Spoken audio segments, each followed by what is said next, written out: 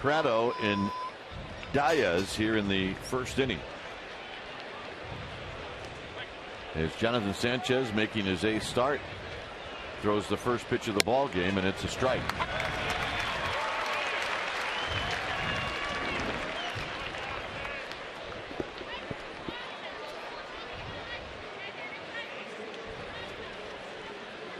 Next pitch, a swing and a miss, and it's 0-2. So we get started right on time at 1:05.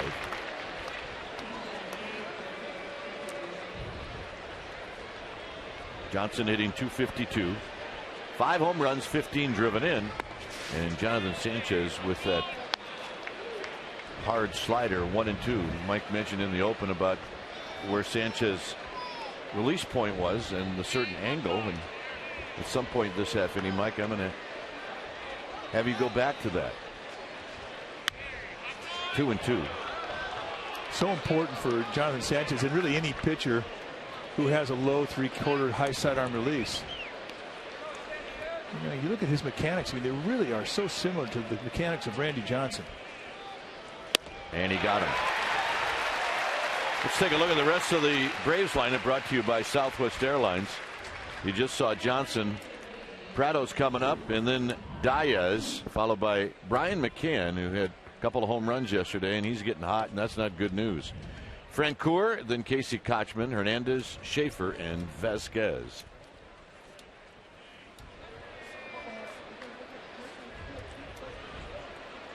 Here's Prado, Martin Prado. Fastball for a strike. Prado overall, a couple of home runs, 7 driven in, hitting .267. And the pitch is down low, called by Jerry Meals. Jerry Meals calling balls and strikes. Fouled out of play, 1-2.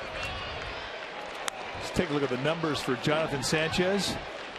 Making his 8th start. He's 1-4 in the year, 4.74 ERA. But that doesn't really tell you the story. 37 strikeouts in 38 innings give you an idea what kind of stuff he has. The 28 walks will tell you that he has been erratic with the command of his stuff. His last outing, however, one of his better ones of the year. He got him. And he's off to a great start. Let's take a look at the defense playing behind Jonathan Sanchez. The Giants have set it up with Lewis, Rowand, and Wynn. That's your outfield. Renteria and Uribe on the left side. Burris and Ishikawa on the right side. And Benji Molina, well, he'll be in the squad, putting down the fingers for Jonathan Sanchez today. Good news on Pablo Sandoval. The MRI came back, and he has a muscle strain in his elbow, not the feared injury that would require Tommy John surgery. So he's probably going to be out a couple days while that calms down. But the Giants are without him today. Swinging a foul back by Diaz. Yeah, this little guy, this is exactly where he wants to be right now. That is the happiest man on the planet right there. Maybe new shades, who knows?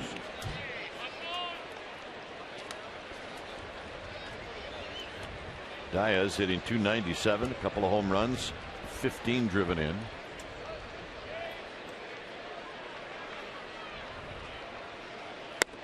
On the outside corner, 0-2. First pitch changeup, and right now he's got a real nice release point out front. Hands high. He's behind his pitches nicely. The 0-2. And he nearly went around. 1 ball and 2 strikes.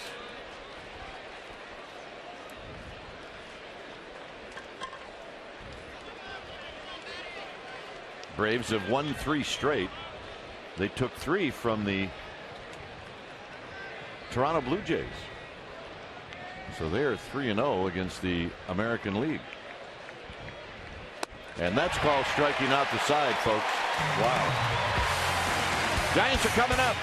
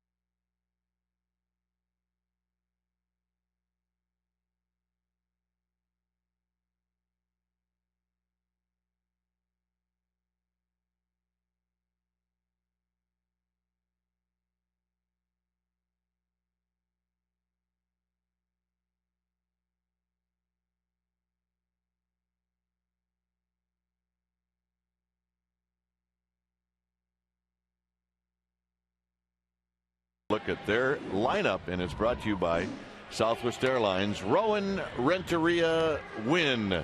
And then it's Benji Molina, the cleanup hitter. Fred Lewis, his last 2 games, that's right, he's found the big fly. Ishikawa, Uribe, Burris, and Sanchez.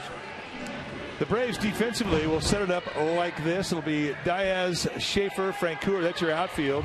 Prado, Hernandez on the left side of the infield with Johnson and Kochman on the right side. All-star Brian McCann will do the catching. And on the hill today for the Atlanta Braves will be the 11-year veteran Javier Vasquez. Vasquez out of Ponce, Puerto Rico, making his 10th start of the year. 6'2", 210-pounder. Is really an excellent pitcher. And look at the number of strikeouts in innings pitched. 73 punch-outs against 14 walks. Gives you an idea of the type of stuff and command of it that he has. He's a 4-pitch guy. You're going to see a lot of fastballs. Big slow curveball, changeup, and a cutter.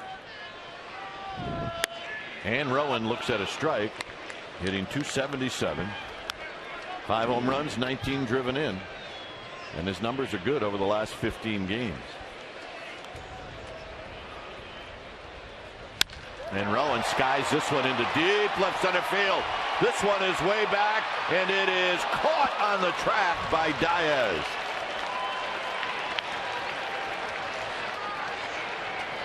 Rowan's thinking, what? He can't hit it any better. And he kind of mentioned that to Vasquez. That's all I got. And when this happens to a player, man, that rattles him. He just got AT&T'd right there. He's thinking that's a trot, and he cannot believe that Matt Diaz ran over and got the ball. He hit it yesterday. Go. I think it's out of San Diego. Hit it in San Diego. They're coming in on it. Yeah. Here's Renteria, who fouls it out of play. Well, stay hot, Mr. Rowan. Ever since he's gotten that leadoff spot, he's been swinging the bat well.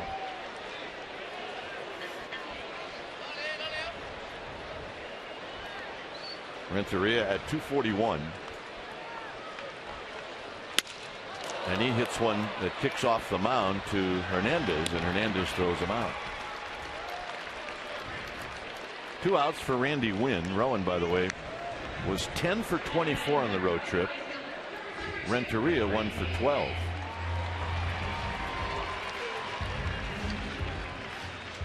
And he is talking to himself.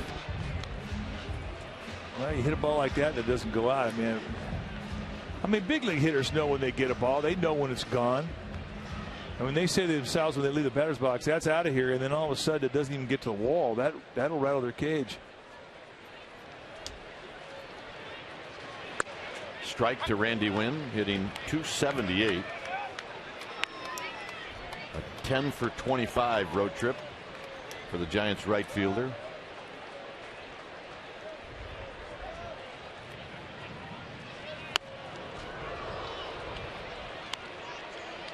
Through the twine, you saw Benji Molina on deck.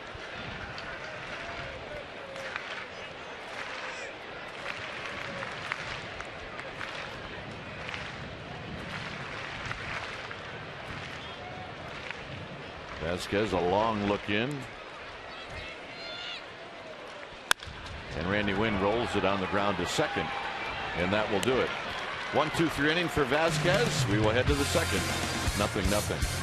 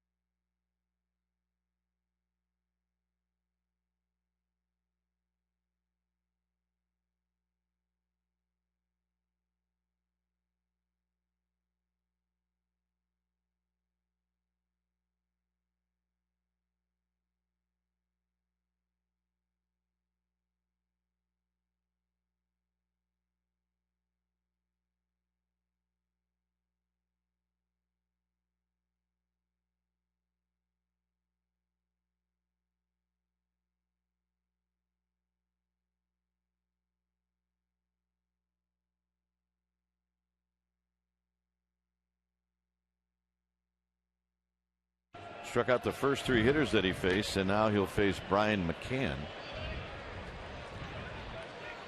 McCann hitting .303, 5 home runs, 17 driven in, and there's a bouncing ball up the middle. Burris from his knees, and they won't get him.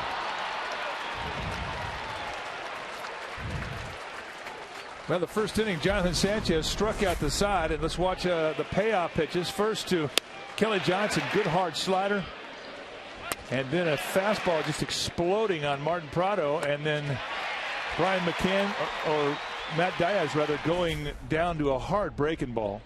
And we talk about the importance of him keeping a high position. Now he's a low 3/4 release, so his hand angle's here. If his hand gets down here, he has a tendency to throw a flat breaking ball. He needs to be a little bit higher so his hand can stay on top, so that when he gets through the ball, he can get some tilt on that slider. And so far today, excellent hand position with the fastball and the breaking pitch. Francoeur bounces it foul. Yeah, but what really causes that is if you fly that front shoulder, then you have a tendency to bring your arm through at a lower angle, and then the hand angle is low. And the whole thing gets resolved when you keep that front shoulder locked in there just a little bit longer, allowing the arm to get up into a higher position, and then everything else falls into place. So far today, the mechanics are good. Francoeur into left field. Lewis coming over. He'll make the catch. Last week, Tim Lincecum and your San Francisco Giants struck out 11 batters versus the San Diego Padres, earning fans $11 off tickets to tomorrow night's game versus these Atlanta Braves. That's when Lincecum's going to be pitching. So that means a regular bleacher seat that costs $17 is going to cost you $6. And you can reserve your seats right now by logging on to sfgiants.com. And to receive the K-Zone discount, use the coupon code GIANTSK when purchasing tickets online, and get on out here. Weather's going to be good. Lincecum's throwing great, and it'll be a good ball game. Here's Casey Kochman, swing and a miss, 0-1. Also, we'll watch Sanchez. This is the first time, obviously, well, now the second hitter, but he is out of the stretch. And with young pitchers, it's something to keep an eye on.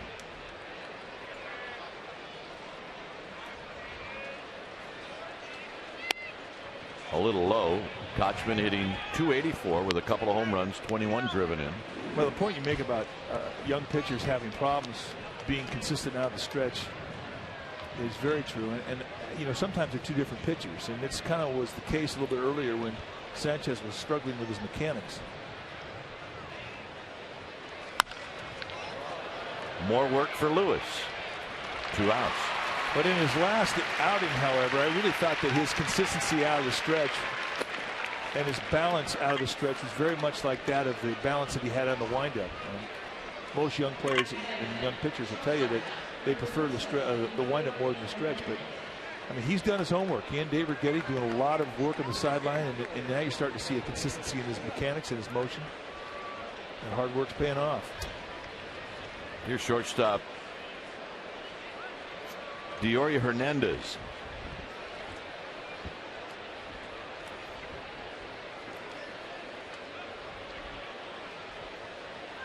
And a first pitch strike. Hernandez hitting .250. He's 2 for 8. And yesterday he had his first big league hit. A day to remember. On the ground to short. Renteria to Burris. And the leadoff single by McCann, not a drop ball.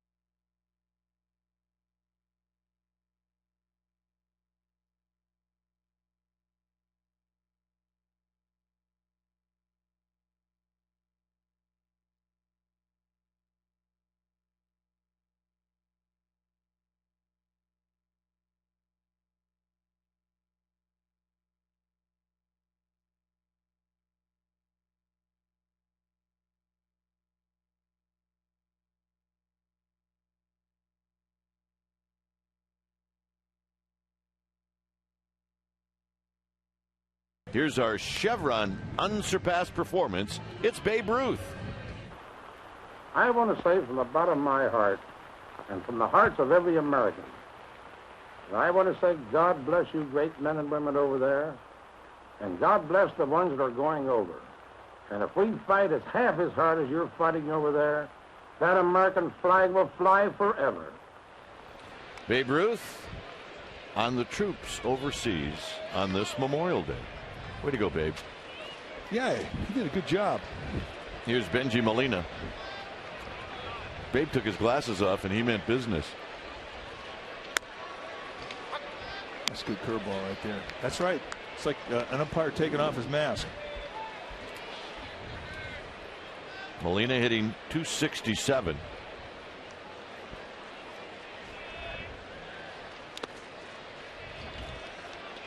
Fred Lewis and then Travis Ishikawa. We are in the second inning. Right now, Vasquez trying to softball Benji Molina, opened him up with a big slow curveball and followed up with a changeup. And he will set up his fastball for the payoff pitch. 2 balls and 1 strike. We mentioned a couple of guys that had very good road trips.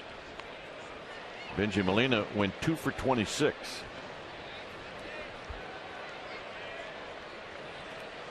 Hitless in San Diego. Here he hits one into the hole. Hernandez, plenty of time. 1 out. Giants baseball is brought to you by Quikrete. Visit quikrete.com. Quikrete, it's what America's made of. Quikrete.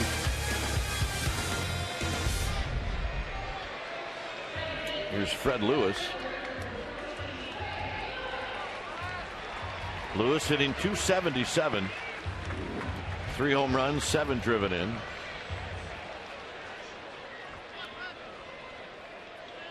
Lewis had 3 hits on the road trip, 3 for 18.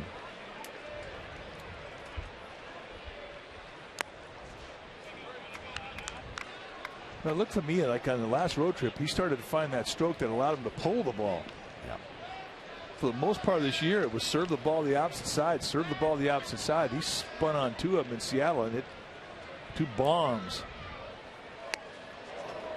1 ball and 1 strike.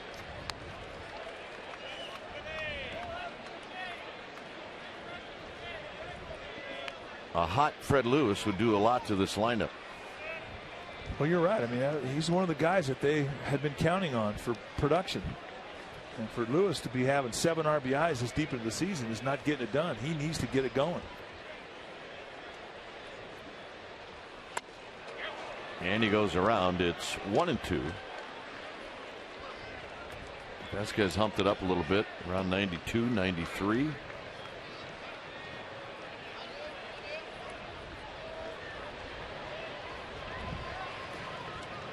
Travis Ishikawa to follow. No score here in the bottom of the second. Under the hands of Lewis, 2-2.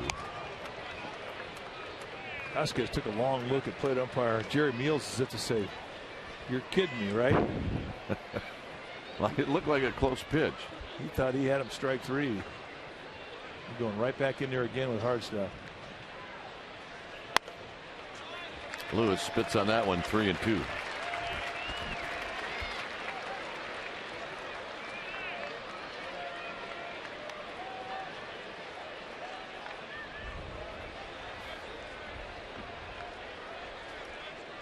Vasquez gets the sign from McCann. They're going to come in tight to Lewis, and Lewis fights it off. Get it out of there.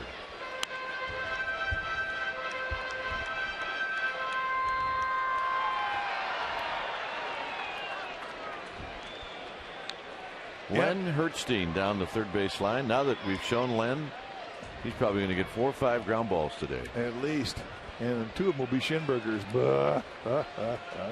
Here's the payoff. And he got him. Changeup and a pearl. And that's the thing about Vasquez. I mean, you cannot sit on a pitch and think you're going to get a fastball on a 3-2 count, because he will throw anything he's got. Strikeout number 1. And you can see the frustration. Guy makes a perfect pitch like that on you on a changeup, and you haven't seen it in the at bat. Tip your hat. Yep. Problem is you start thinking about it the next 4 at bats. Ishikawa hitting .219. Swing and a miss. No balls and 1 strike. Talked about Len Hertzstein. His kid Dave is the ball dude down the right field line. The 0-1.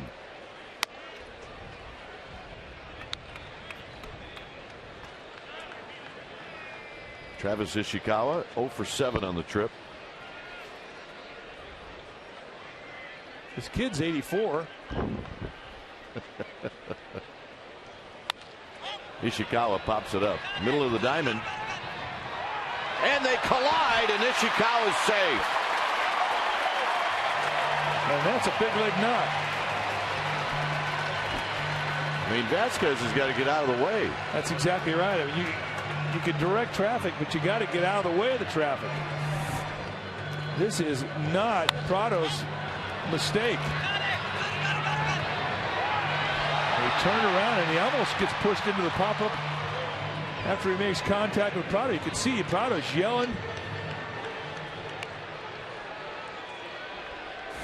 There goes your no-hitter. Yeah, there goes your no-hitter. Here's Uribe. And Uribe skies it to right. Francoeur will make the catch, and that ends the inning. We will head to the 3rd. It's 0-0.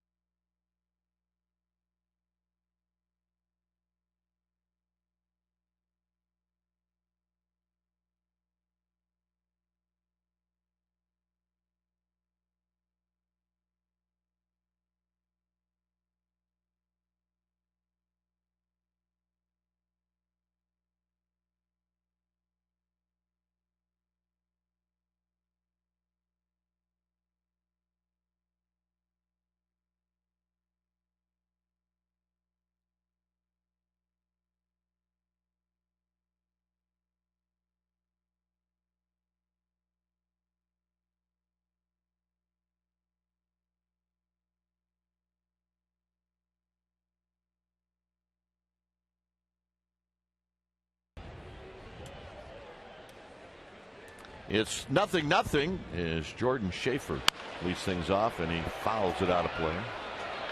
Schaefer, a rookie, 22 years old, had a 1 for 10 in the Toronto series, and he had an 0 for 23 about a week ago. Finally snapped it. Swing and a miss. 0-2. He's not afraid to let the bat head go, though.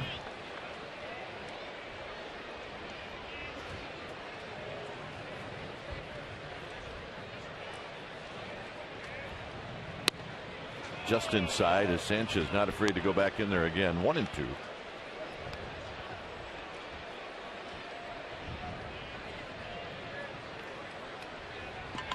Breaking ball is up high. He hit a home run on opening night in his first major league at bat, and he was the 99th player to do that. Benji Molina is, I don't know if Jonathan Sanchez asked him to tape his fingers or something. I'm not sure, but is it a strap from? I think it's just a shin guard strap. Right there, his heel strap on his left shin guard popped off. So plate umpire Jared Neal's kind of flip it to him. But he'll just change the whole thing. The tools of ignorance, every once in a while they'll break down. So you just go to your other side. Yep. What the heck? His knee saver strap, perhaps. That one looks like it's brand spanking new. Probably is. Got it out of the box.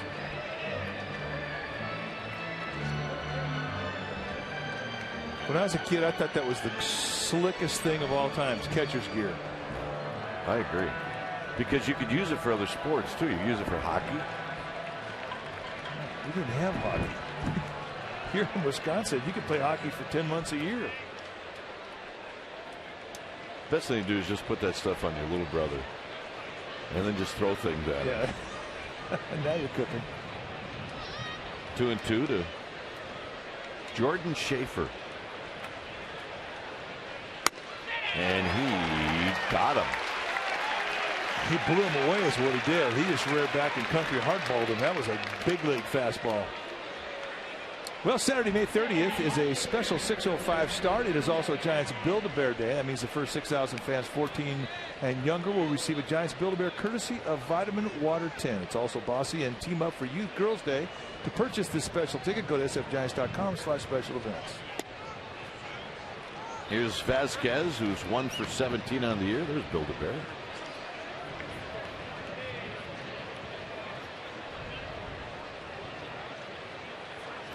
The 1-0, and Vasquez takes high. 2 balls and no strikes.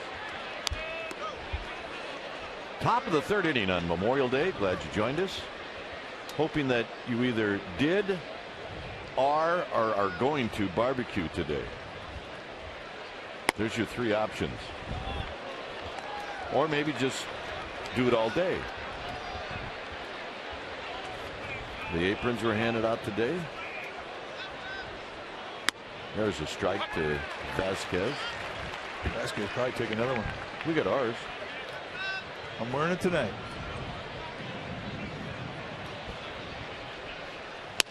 There's another strike.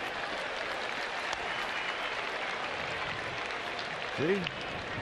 It's not a bad looking apron, is it? I'm in. Covers the boiler very nicely. Hit into left center field. Who's going to get it? Nobody's going to get it, and it bounces in for a ground rule double. Well, those are bragging rights right there for Javier Vasquez, a native of Puerto Rico, facing a fellow countryman, Jonathan Sanchez, a 3-2 challenge fastball. And he gets broke cheeks into this one, folks, and it almost got out of here. I mean, he takes on the deep part of left center. And winds up with a 2-bagger. Here's Kelly Johnson, who struck out in the first. Time to get your concentration back, huh? Chop foul at the plate, 0-1. Well, you will get a little lazy with a pitcher up there. I mean, you don't think you have to be so fine to a corner. I mean, at times you just lay things right in there, and especially for Jonathan Sanchez, who can take on big league hitters with kind of a fat location fastball because of his movement and velocity. Rowan, he's broke in, broke back. He broke every which way, and he finally camped underneath it to make the catch. Just gives you an idea of what the wind can do in this ballpark. Rowan witnessed it hitting, and now he witnesses on a ball hit to him. During batting practice, those flags were going the exact opposite way. They were going this way. Yep.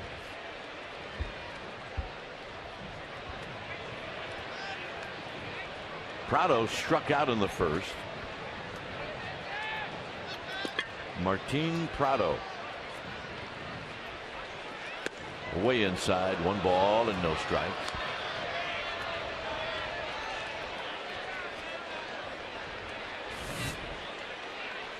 A fastball that almost takes off his right kneecap. Look out, Martin.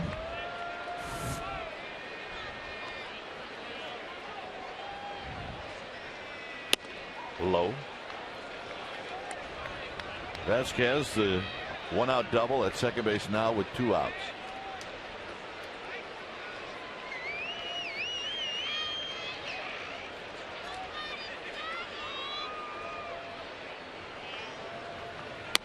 There's a strike. 2 balls and 1 strike.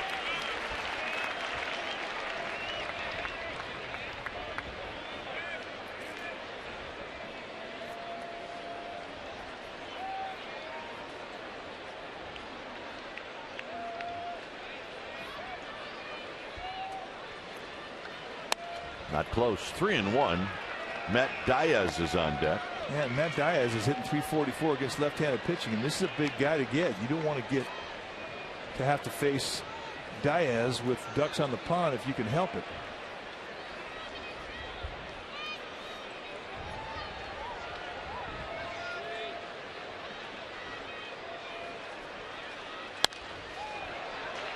Ishikawa over towards the stands, and it's out of play. It's 3-2. Braves, a little unusual record where they're under 500 at home, but they're 12-8 on the road. Just directly opposite of what's going on with the Giants. Giants are 13-8 at home, and then have struggled mightily on the road. The 3-2, swinging a shot right at Renteria, and that ends the inning. The atom ball helps out Sanchez. Emmanuel Burris will lead it off.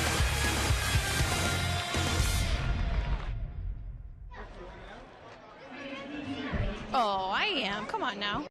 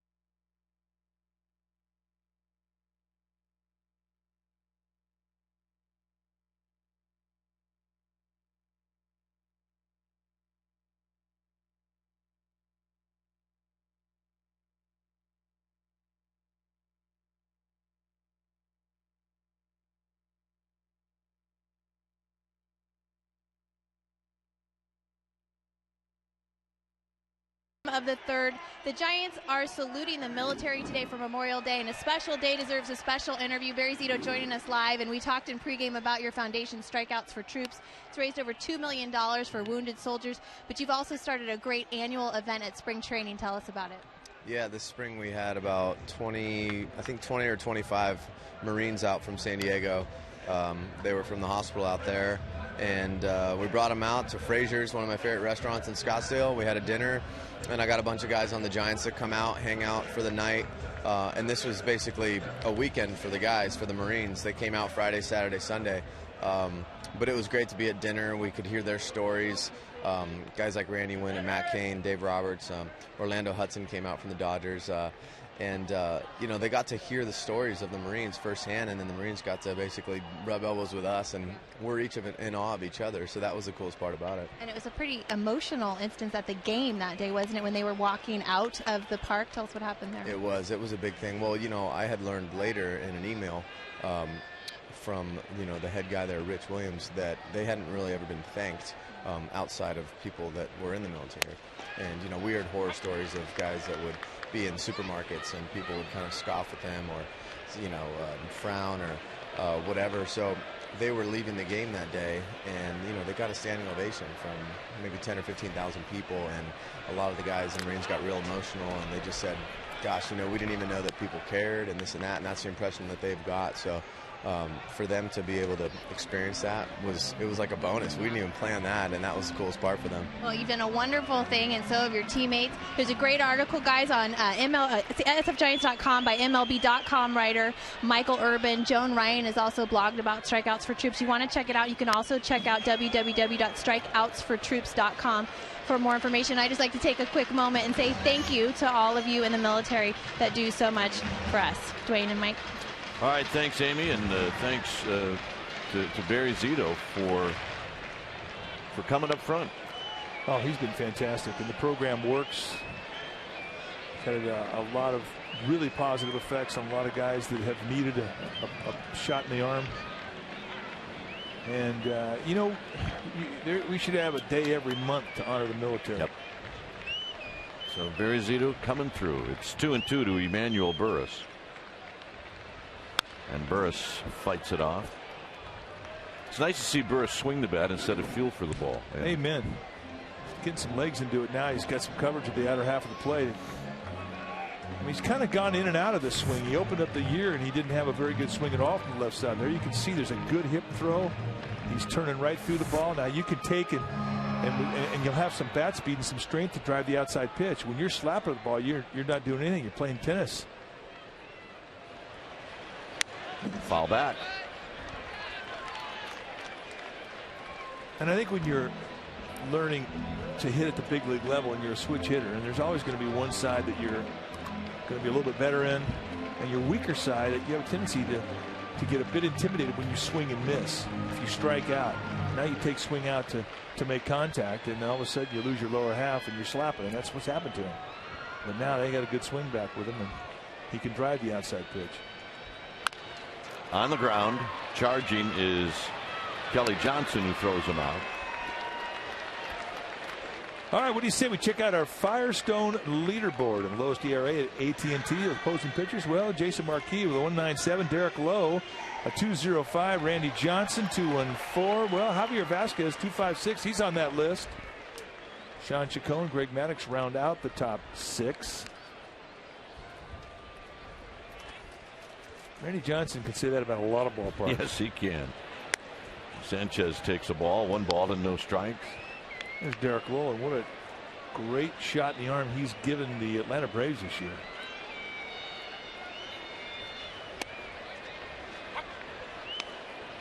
Jonathan Sanchez doesn't have a hit this year. He's due. 1 ball and 2 strikes. Bound and determined to hit one into the water. Well, I mean, this is a little Puerto Rico on Puerto Rico thing. Both Sanchez and Vasquez from the island of Puerto Rico, and I think they're just feeding each other fastballs from the south. And he got him for the 2nd strikeout. That's what you're supposed to do. Fellow countryman goes up there, it's a fastball challenge. There's the rocket boat. And that means there's what? There's 44 people out there, and that means there's 44 people out there freezing. It's going in circles. The rocket boat goes in circles. Here's Rowan. Takes a strike. Rowan hit one that he thought was out, and so did we, and it was caught out in left center field. Oh, it goes straight.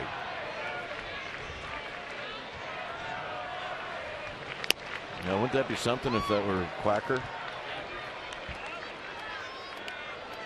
Yeah. Now that'd be something right there.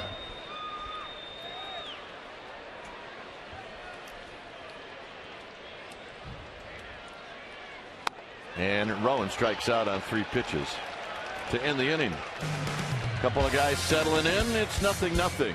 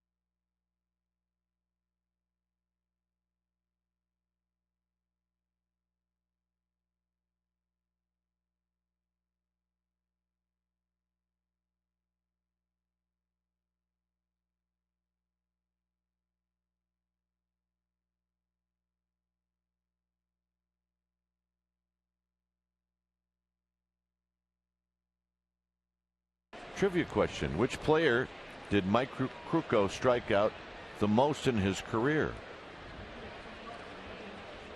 This guy also, by the way, had the most RBIs against Mike. There's a strike to Matt Diaz. I have no idea. I think I know who it is. Who? I'm not allowed to say. Out of play down the right field line.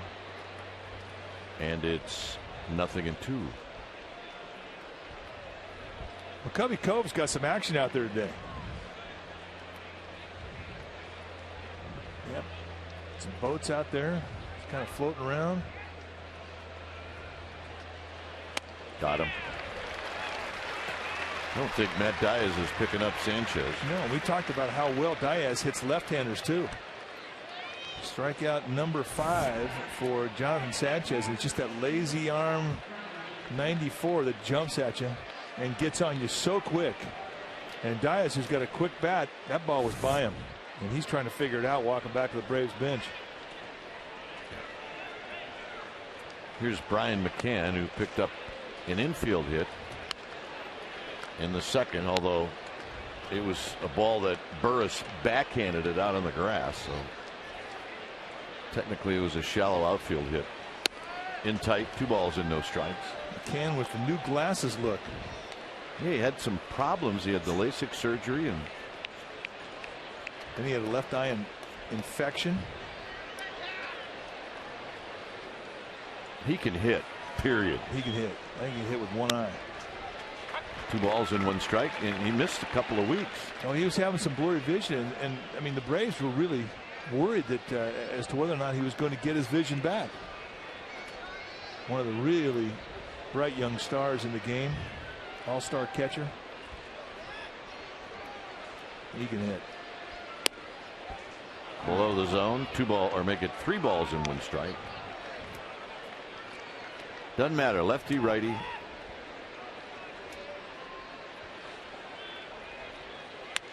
And that one got away from Sanchez, and it's a 1-out walk.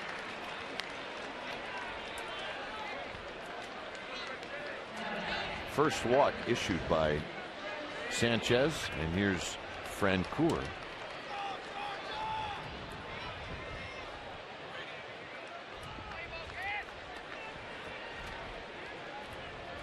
Francoeur lined out to Fred Lewis in the second.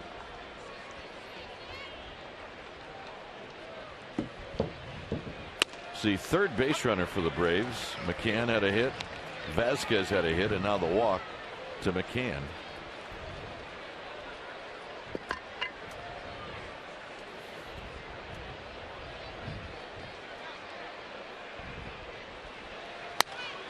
Foul down the right field line. Some of the Braves people are telling us that they've tried to help Francoeur change his style a little bit. There you saw, by the way, Dave Hertzstein, the 84-year-old ball dude, who is the son of Len Hertzstein, who's on the third base side. He's a 3-digit guy. But they trying to take a little swing out of Francoeur, which would take a little power away from him. But he can play some outfield. He's got a great arm. He's a great athlete.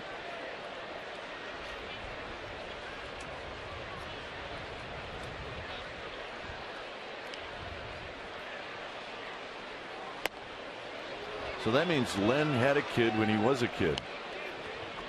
Well, no, his son's 84. Len's 113. There's Dave.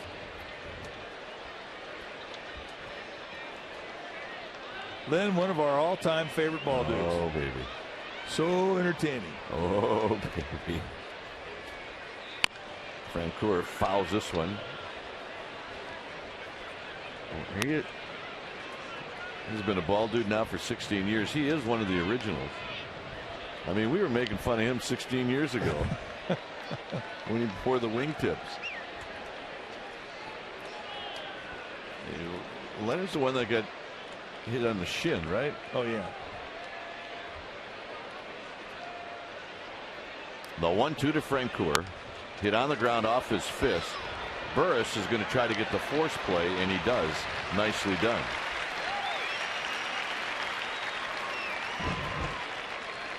Although Lenz doesn't have a problem making fun of himself, I might add. Well, he's a character, and we'll see him in the offseason, and he'll have a T-shirt that says, "I'm a ball dude."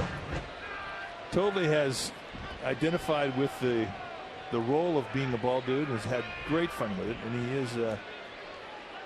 he is one of our favorites. He never lets us down. Plus, he really likes the camera. Yeah. Dances between innings for the fans. I mean, the camera's not that fond of him, but he likes the camera.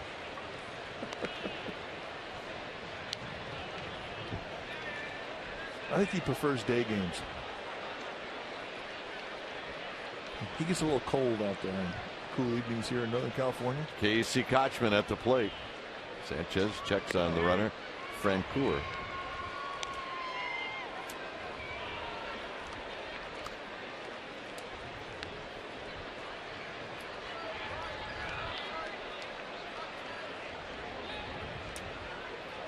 Fourth inning. 2 hits for the Braves, 1 hit for the Giants. This has popped up. Benji Molina couldn't find it. Now he does, but it doesn't matter. It's out of play. Sanchez rubs up a new baseball. Braves are in for 2 more. Lincecum tomorrow night. We'll have that for you right here on Comcast Sportsnet Bay Area. And then Randy Johnson on Wednesday. On the ground, Ishikawa, not a problem. Side retired. Renteria will lead things off. Leonard's got to go to the bathroom as he's headed in.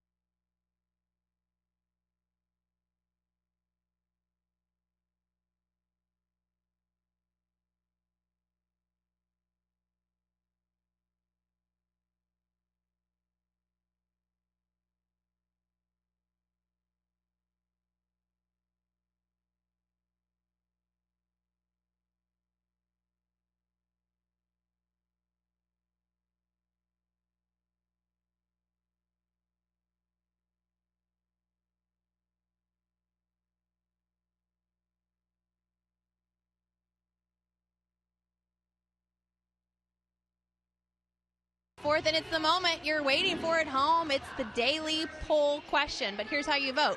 Visit csnbayarea.com and then visit the Giants page and look up the following question. How many games will the Giants win on this homestand? Your choices: A, 1-2, B, 3-4, or C, 5-6. You can check out the results today on Giants Postgame Live. I'm going with C, guys.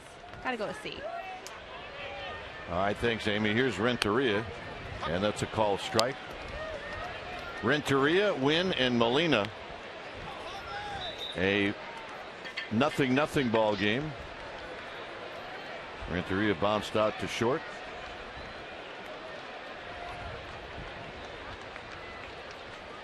Here he takes low and away to even the count. Good numbers for Renteria against Vasquez. A couple of doubles, a triple.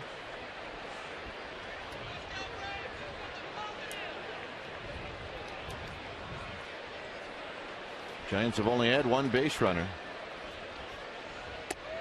And a strike, and it's 1-2. So Vasquez still strikes with that pitch.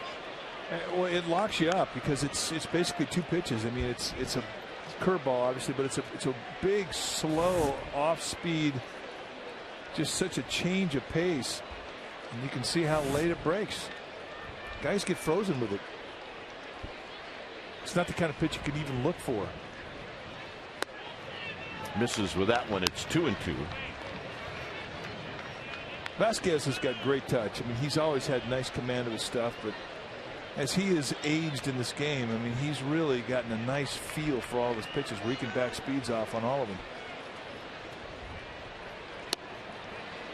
And Torria has worked it to 3-2. Torria has always seen Vasquez well.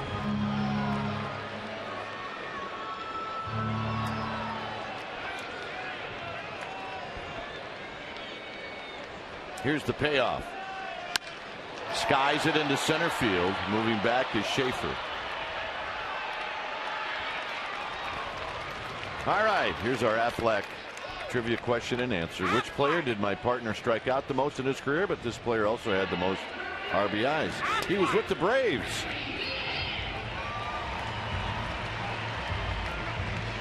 Dale Murphy.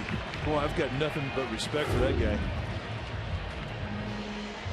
Here's the ownage. Schmidt with 22 strikeouts, only hitting .214 against my partner. Concepcion, 20 strikeouts.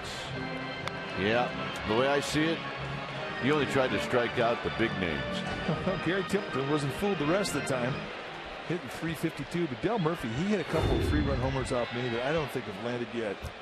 And it's very well possible they went to right center field. They did. Good player. MVP twice. Backbone of the Braves in the 80s. 3-0 to Randy Wynn. Dale Murphy was one of those guys that was just almost too good to be true. I mean, if there was ever a group to come to the ballpark, and they were every day, they would always go to Dale Murphy, come out before the game and spend time with him, take pictures. I mean, he just was everything you'd want a big leaguer to be. It's like a father to like 8 kids, I think, or certainly 7, I remember. Pretty special guy. In my book, a Hall of Famer. Yeah, good guy. 3-1 to Randy Wynn. I think he's one home run shy of 400. There's a base hit into center field.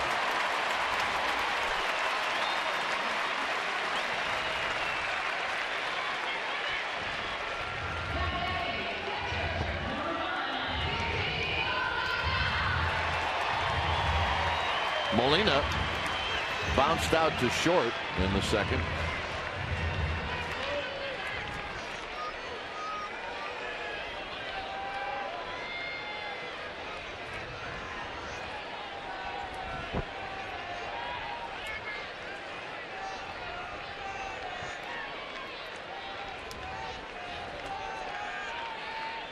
And it's a hit and run, and a swing and a miss, and the throw into second's not in time. Well, I tell you, Bruce Bochy's having some bad luck when he puts on hit and runs. It happened yesterday with Benjamin Molina, and a pitch that he got was about 5 feet outside. Here it almost goes under the plate. There's not a whole lot you can do with that, but fortunately a base stealer on the other end of it, and Randy Wynn able to avoid the swipe tag and gets himself a stolen bag. Well, Bobby Cox was saying that Benji Molina interfered with Brian McCann. He wants some help on this call. I don't know if he can get help, but I mean, Molina, if he's trying to swing at it, his momentum is going to carry him across the plate. Bobby Cox has been thrown out of more games than anybody in the history of the game. Let's see, did he come across and interfere? No. But I could see what Bobby Cox is thinking. He's thinking that he did alter the throw. I mean, he does make contact with him after he gets rid of the ball, but I don't really think that affected the throw. 0-1 to Molina, the 8th steal for Randy Wynn. And Molina tops this one foul. It's 0-2.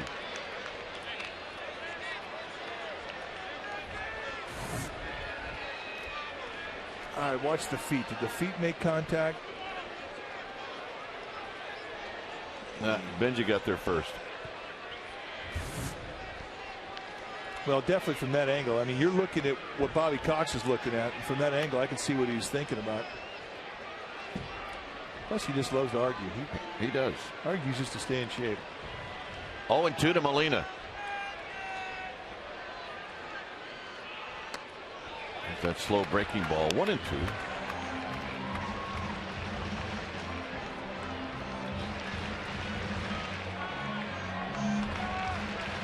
Bobby Cox, I love that guy. Yeah, nothing but respect for this man. What a career he's had. First ballot Hall of Famer right there. Here's the 1-2 to Molina. In the dirt, and Randy Wynn is off to the races. That's a big 90 feet for the Giants. Well, as hard as they have to scratch and claw for runs, you bet it is, because now it changes the whole at bat. Breaking ball in the dirt that McCann got a little lazy with. He tried to shortstop the ball, did not get his glove in proper position, and he paid the price. And you want that when you lay that glove down, you want that thumb to be pointing towards the Giants dugout. You don't want that thumb to be like a shortstop glove catching a backhander. 2-2 to Molina. Infield in. 3-2. I mean, it immediately became a strikeout situation for Vasquez as soon as Randy Wynn hit third. A single, a stolen base, and a wild pitch.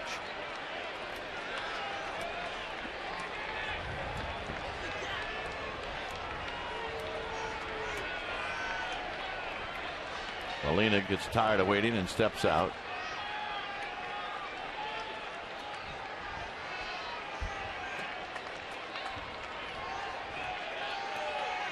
Fred Lewis on deck. And now we're set and ready to go. And the payoff to Molina. Popped him up. That is not going to do it, folks. 2 outs.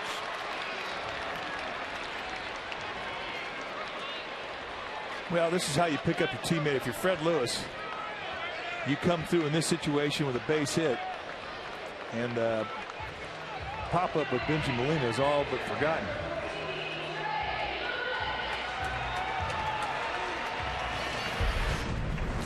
Couple of home runs in Seattle. This one really not a lot of lower body in it, and it went way up in the right field bleachers. And then yesterday, down and in. See ya. Lewis struck out in the second.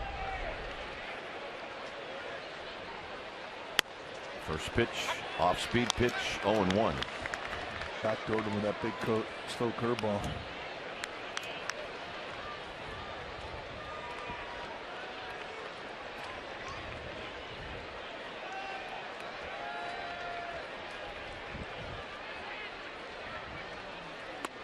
Swing and a miss. 0-2. And that's the beauty of the big slow backdoor breaking ball. Nobody is going to go up there looking for it. I mean, there's not a hitting instructor in the world that's going to go, hey, look for the big slow backdoor curveball on first pitch. And you take that, strike one, and all of a sudden he follows up with a fastball, and the fastball looks like it's got 4 more extra feet on it because it follows the off-speed pitch.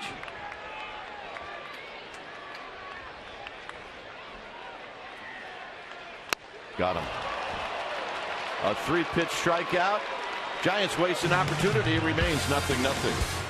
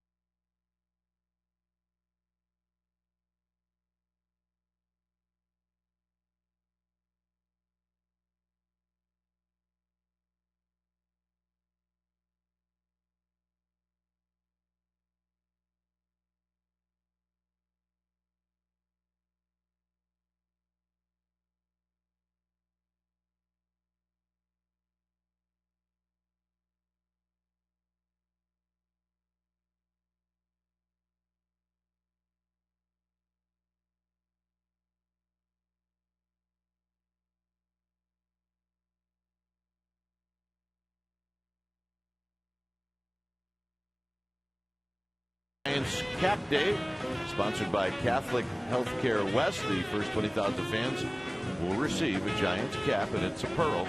For tickets, visit sfgiants.com or call 877-4-SFG-TICKS. Here's Hernandez, the young shortstop, and he takes a strike. Hey, you get a free cap. I'm into free caps, man.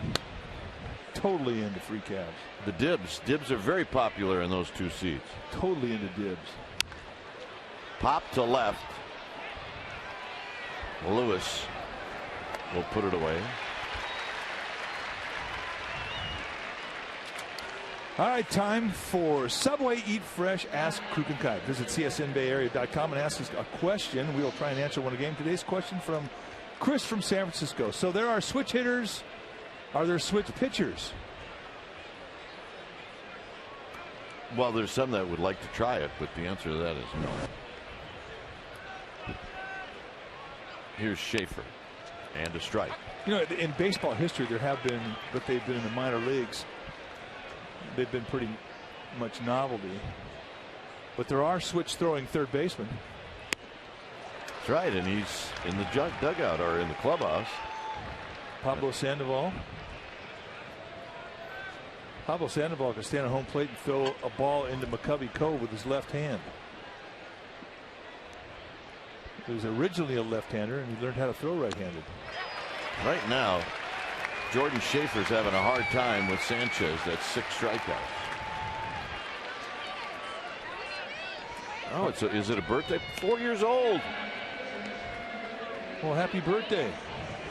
You got to have a little bit more fun on that birthday. You got to put our happy girl face on. I wanted to go to Chuck E. Cheese, not the ballpark. Hey. Well, happy birthday. Here's Vasquez. Hey, couple more years, you get the pick. Yeah, when you're 21. You get to pick. 1 ball and 1 strike.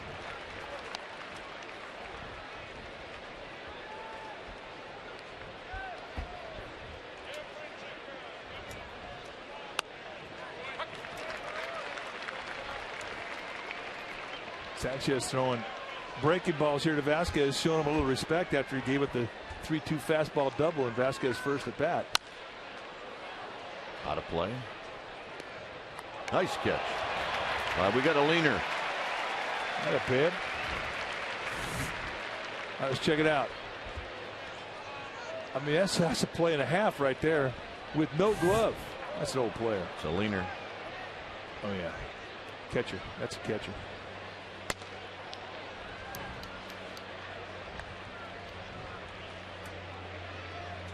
Two balls, 2 strikes. Nothing. 5th inning.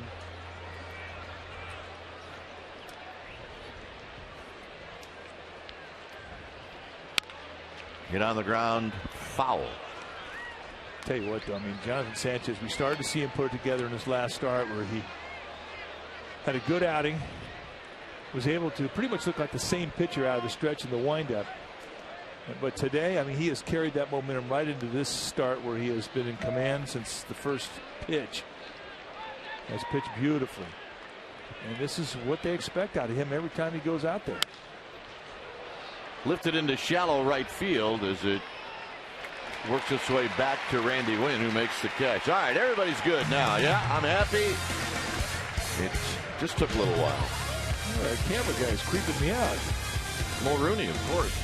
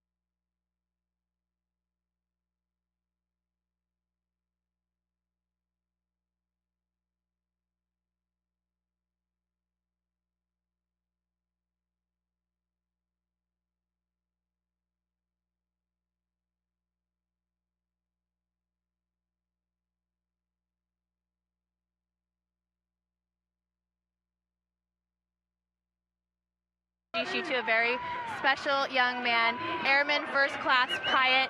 You are headed off to Afghanistan. When do you go, and what will you be doing there? We're heading out on the 1st of June, and air transportation, putting stuff on, taking things off planes, keeping the mission going. You're stationed at Travis Air Force Base, but you got to come here today on a kind of a special gift. Tell us about it. My fiance's sister got us tickets as a going away present. It's kind of a last minute thing. Let us know yesterday about it, so pretty awesome. And you've actually done a tour before. You were in Kyrgyzstan last year. Tell us how sports kind of keeps you connected to the U.S. when you're serving abroad. Well, anything to really make you feel like you're kind of close to home, anything like that is amazing. So they got the Armed Forces Network over there. We get a chance to check out all the football games and baseball games, things like that. So it's just nice just to be able to kind of feel like you're at home, you know, sit in the lazy boy for a second and just pretend like you have that beer in your hand and stuff. But it's nice. It's nice. It definitely helps a lot. Best of luck to you. And Kruko, a shout out to you. This young man is from San Luis Obispo. Guys. All right, thanks, Amy. Is Travis Ishikawa. Picks up his second hit. Reminder that this broadcast is on AFN, the American Forces Network, broadcasting to the U.S. Armed Forces serving abroad and on ships at sea. They're watching around the world, and today, to our men and women, we salute you. As we should every day. Here's Uribe. Uribe popped out to right field in the second.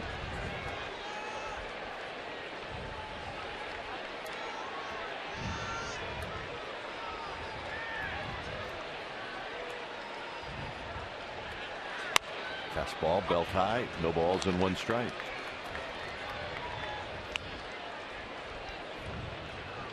Emmanuel Burris to follow. Padres got a 9-game winning streak, and they are losing 5-1 in Arizona in the 5th inning. That's Chad Godin against Doug Davis. 2 ball, or make it 1 ball and 1 strike.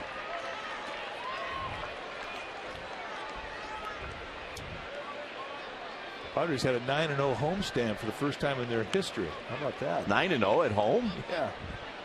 Wow. I think I saw 3 of those. First hand. 2-1, 2-1, 3-2. See ya. I can't remember walking out of that ballpark happy this year. No, Giants are 0-6 in 2 series down there. So you know what that means, don't you? Yeah, they're due. Giants go back down there in October. Book it. 1 ball and 1 strike to Uribe. 2 balls and a strike. We saw a lot of Giants fans in San Diego, and then we're pleasantly surprised at the number of fans in Seattle. Ton of Giants fans in Seattle.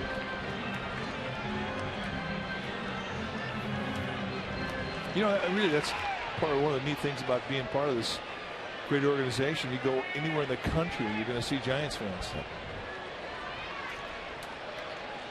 Probably say that about the world. Yep. Especially when you're going up and down the coast.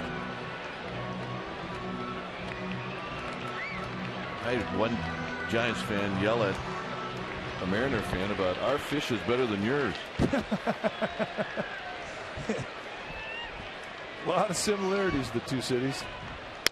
There's a strike, 2-2. Perfect breaking ball right there. But I thought they were going to, be arguing about Mariners. No. It was all about fresh fish. All about fresh fish. Well, I'll say one thing. They don't have to apologize to anybody for their fresh fish. They do not. It is legit. And the Copper River salmon are running right now. 2-2 pitch coming up.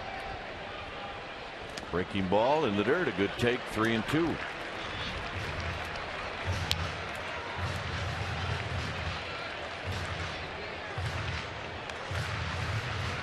See, I truly believe if you were ever going to be a farmer, yeah, you'd be a salmon farmer. Salmon, well, that's right. I could do that. See if Ishikawa goes. He does not. Swinging a pop-up, and that'll be out of play. One thing I didn't know, this is the last talk we're going to have on Seattle, the salmon. They have Seattle sausage. And you can have Seattle for breakfast, lunch, and dinner in 94 different ways. That is absolutely true. 3-2. Runner goes. Swing and a miss. Throw down to second is not in time. And Vasquez is very upset on the mound. I don't know if he's upset with the umpire, but he is hacked off. Well, he works hard to get the strikeout. Nasty breaking ball. And I think what he's upset about is the swing. Because it looks to me like Ishikawa had it stolen. May have been that that Vasquez was upset that Uribe came across the plate and interfered again with Brian McCann, the catcher for the Braves. Could have been. Here's Burris.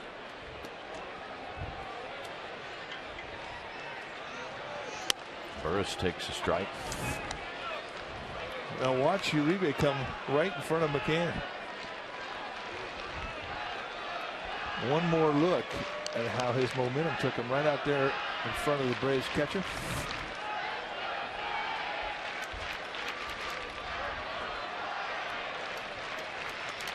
And now the Giants are going to get another runner to third. Same scenario.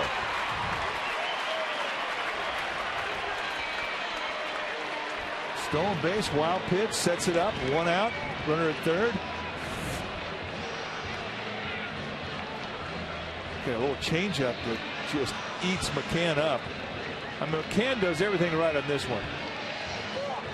The last pass ball, or last wild pitch rather, was one where he didn't really get proper positioning with his glove, and this time he did everything right. Well, could we see the squeeze? Infield is in.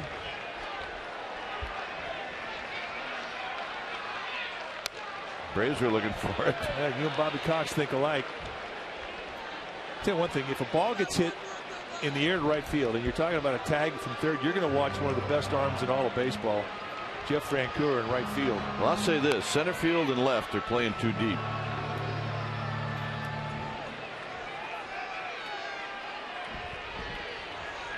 Two balls and one strike, infield in.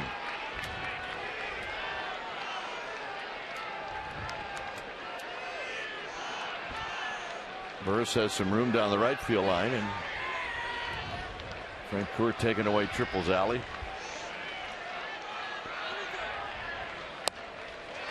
Remember that throw that Francoeur made here last year? I do. Seriously, one of the best throws I've ever seen. That's the fifth 3-ball count now in the last 7 hitters for Vasquez. Well, if you're Emmanuel Burris, you got a decision to make. If it's a fairly decent pitch to hit, you cannot leave it up to Jonathan Sanchez.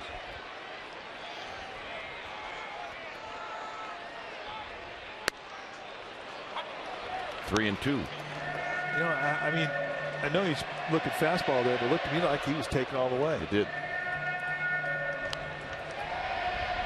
And that's exactly what you're talking about.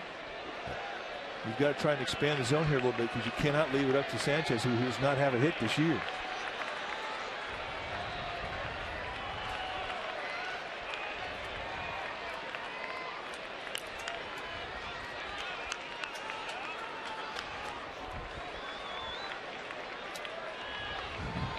Three and two to Burris.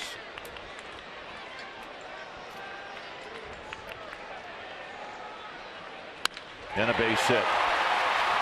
Good AB. Emmanuel Burris, 1-0 Giants. Great at bat. We're going to make that our fourth quality drive of the game, and why not? A 3-2 line drive shot right back up the middle. And the swings that he's been having are so dramatically improved. And look at the drive with the hip. And when you see swings like this, you would think he was born a left-handed hitter. And that's coming through, and the Giants absolutely need it. Well, here's Sanchez now, who can bunt. Or he can try to bunt. It's no balls and one strike. Remember, this is part of the game that Sanchez has to work at.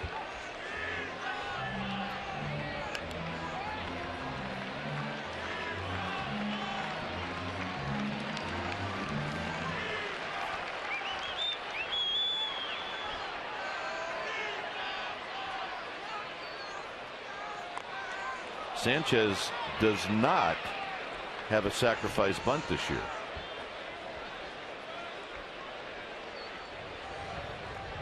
Break out the tee. You know what? The very first time I ever heard that, you told me. Don McMahon broke out the tee for pitchers to bunt off of. And that's kind of a humiliating exercise, but it does make a point. Tomorrow, if you don't get the bunt down, we'll be bunting off the tee.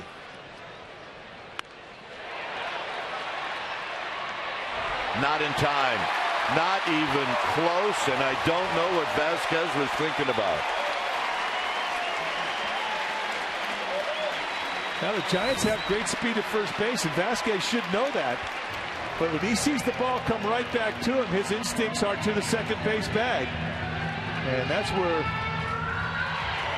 Emmanuel Burris' speed just completely creates an opportunity for the Giants. He sees that ball's on the ground. I mean, it's get going. Here's Rowan. Rowan 0 for 2. Rowan pops it up. Infield fly rule, 2 outs. The Giants, McDonald's, and Coca-Cola have teamed up to help Bay Area charities purchase 2 View Reserve tickets for just $26, and $4 of that $26 will benefit Ronald McDonald House Charities of the Bay Area. How do you do it? Well, you go to your local McDonald's, pick up a coupon, and take advantage of this season-long special ticket.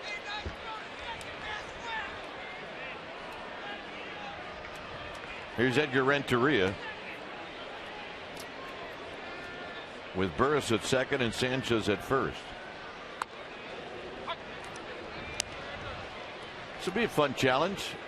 Renteria were to hit a sharp single to right field with Burris at second and Francoeur in right. I'd like to see it. But if that happens, we promise you, you're going to see one of the best arms in the last 10 years come through here.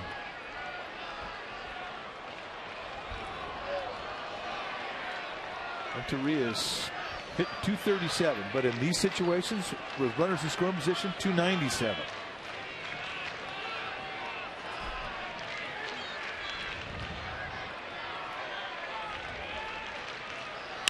Base hit, left field, yes!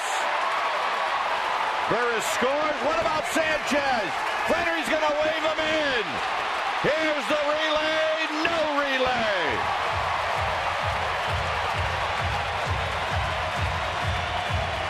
And Renteria comes through. Edgar Renteria burns his former team.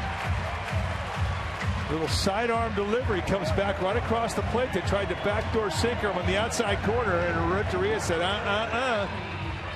Once he rakes it down the line. And watch where Jonathan Sanchez starts to sniff an opportunity.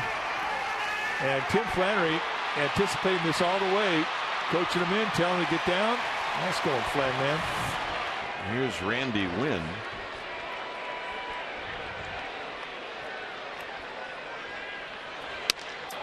Isn't this a spot now where you'd like to take a little bit of time so Jonathan Sanchez can get ungassed? Well, when your pitcher has to score from first base, you bet.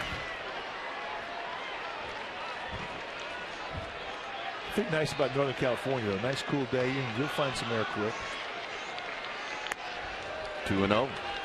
I think Randy Wynn's definitely got that in mind. Take a few pitches. Where it used to be hard to find errors when you play back in St. Louis in the turf in the middle of summer, it'd be 150 degrees, literally 150 degrees on the infield.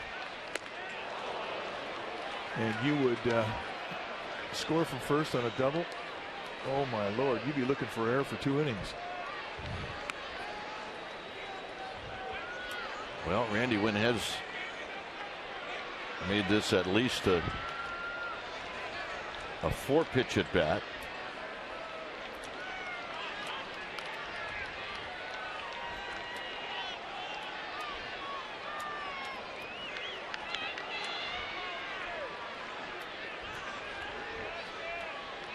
Vasquez helping everybody out by taking his time.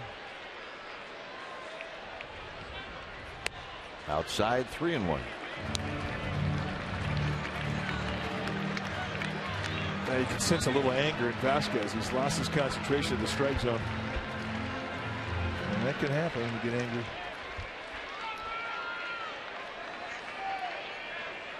.81 pitches total now, 25 pitches this inning. And Randy Wynn on an off-speed pitch on a 3-1 count dribbles it foul.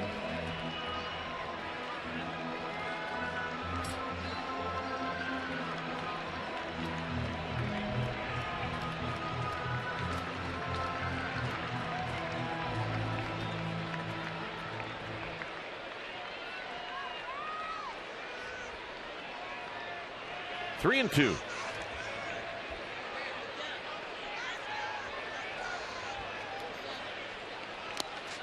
And the walk, so Vasquez tried to trick him. Tried that big slow curveball, missed with it, and that's the extra time that Jonathan Sanchez needed to get some air, and he should be good to go now. Right now, Roger McDowell, the pitching coach for Atlanta, is going to come out. I think he senses a break in concentration. He's going to try and get his pitcher back on track mentally. She's having fun. Oh, yeah. There's a whole row having fun.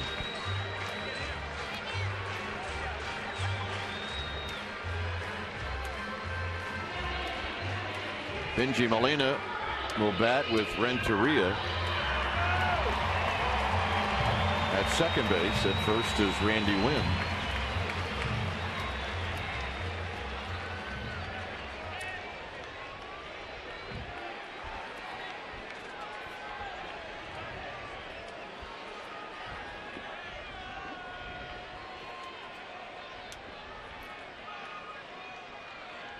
Breaking ball for a strike, and it's 0-1. Benji Molina, an opportunity in the fourth with Wynn at third and one out. He popped out.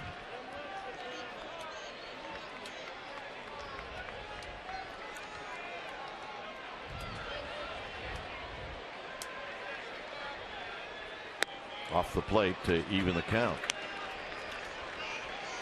Dodgers are beating up on the Rockies. It's 7-1 in the fifth inning. That game in Colorado.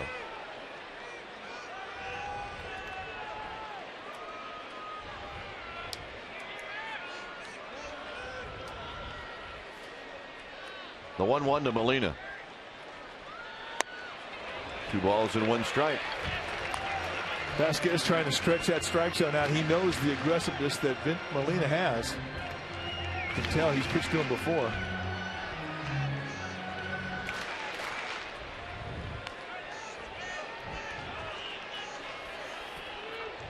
Plus, we just saw Bobby Wine in Seattle. Yes, we did. Bobby Wine, the advanced scout for the Braves. Swing and a foul. 2-2.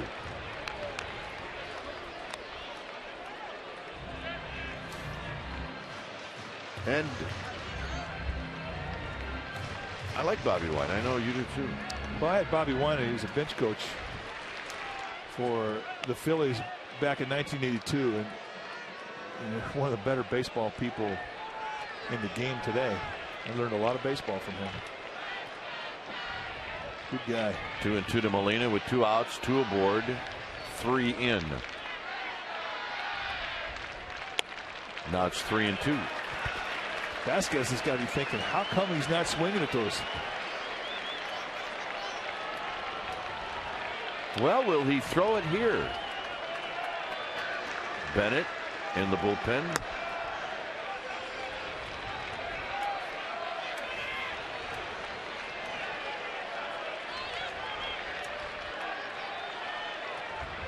Runners go. Molina lines it to left, and it's right at Diaz to end the inning. Jonathan Sanchez all the way from first is Tim Flannery waving him in. It's 3-0 Giants.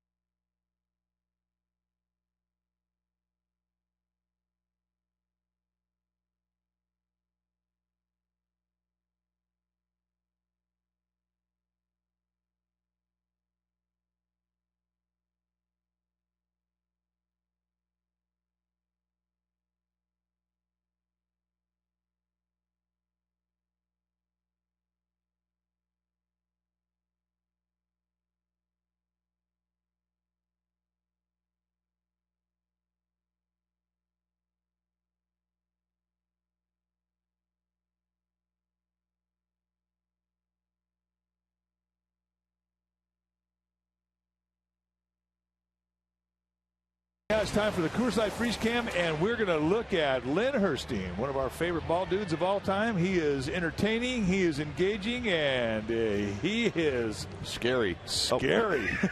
Oh. That's our Coors Light Freeze Cam, brought to you by Frost Brewed Coors Light, the world's most refreshing beer. I did not mean to step on your line. I kind of knew it was coming. Here's Kelly Johnson, 3-0 Giants. This little guy doesn't care. No. Dressed up, got his colors on. Every time I see a baby that's got a hat on, I'm amazed by that. Yeah, it's not a Kruko baby then. No, our kids, they didn't wear a hat till they got in the Little League.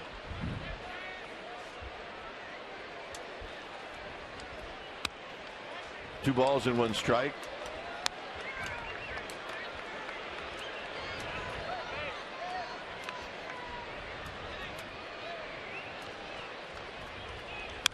Foul back. Johnson has struck out and he's flied out. A lot of oohs and ahs. I think that one went right back into the. Oh, a woman carrying a baby ended up with it. Nice play. The 2-2 pitch. Out of play. Beginning for Jonathan Sanchez as he tries to get the shutdown inning, which is so important. Well, Barry Zito talked about it this morning in the paper. So did Bruce Bochy. The shutdown inning that they couldn't get yesterday.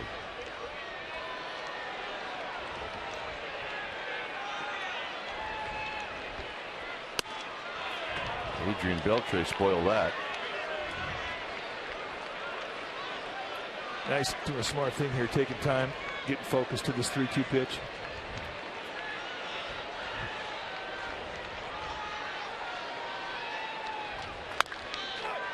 That's a foul ball.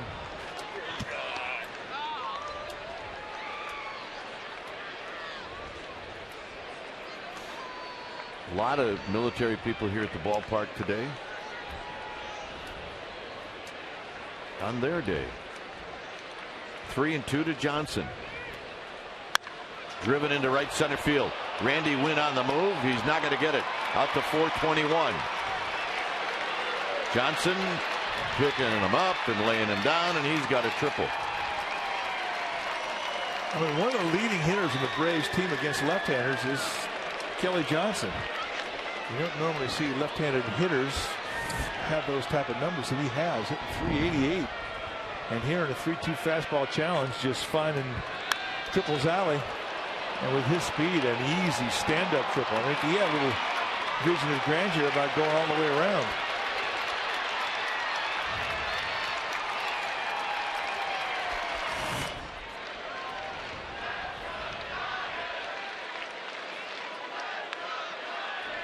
Here's Prado.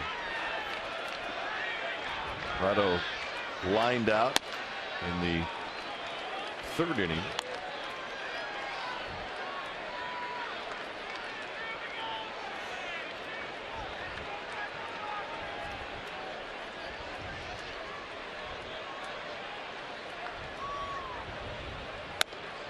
Very high, 2-0.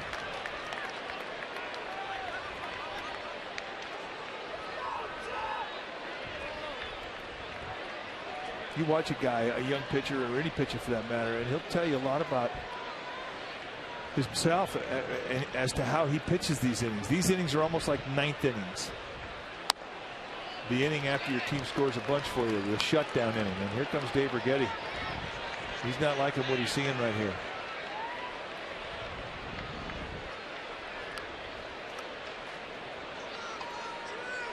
Sanchez cruising along with 6 strikeouts, a walk.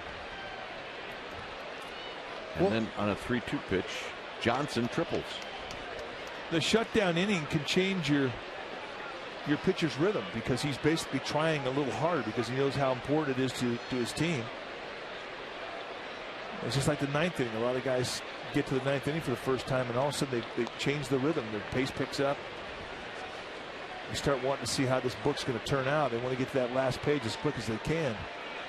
And what happens to the guys who've been there after a while? They learn that you savor that inning, you enjoy it.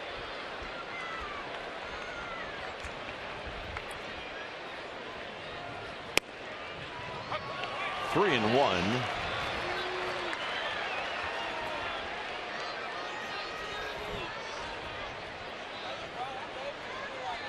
Diaz on deck.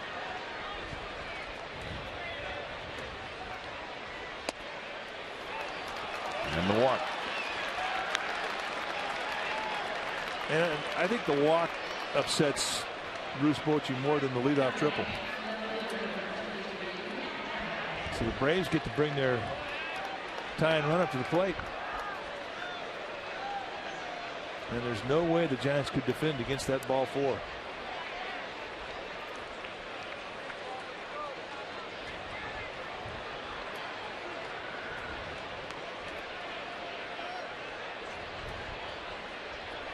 Diaz has struck out twice.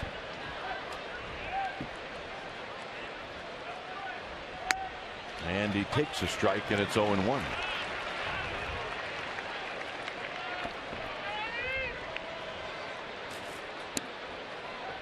McCann to follow, and then Francoeur.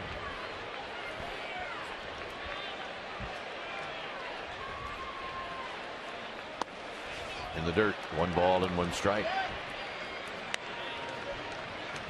Sanchez has to make sure that run at first base is stopped. Giants, they're going to get their bullpen going. Justin Miller headed down.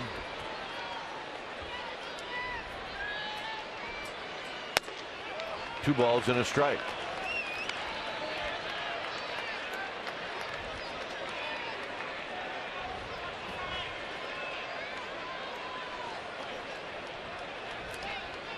A triple and a walk. And Diaz, the number 3 hitter in this lineup, waiting on Sanchez. 3-1.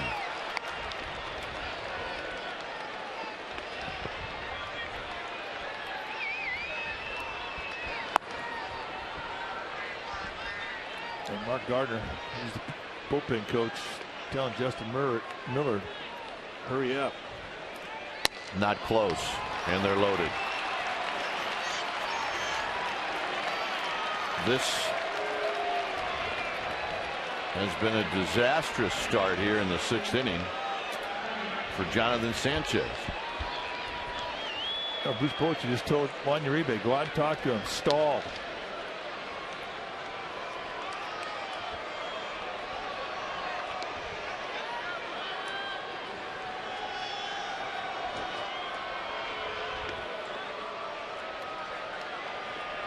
Justin Miller should be just about ready. He started going to his breaking ball, which means he's established his fastball, so he's basically good to go.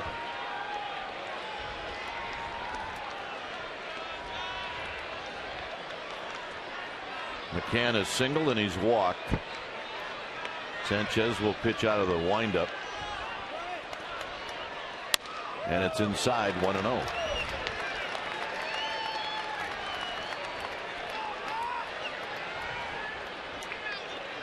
The confidence of a young pitcher. Well, it's fragile right now. And that's a bit of an understatement. His concentration is gone. There's a strike. 1 ball and 1 strike.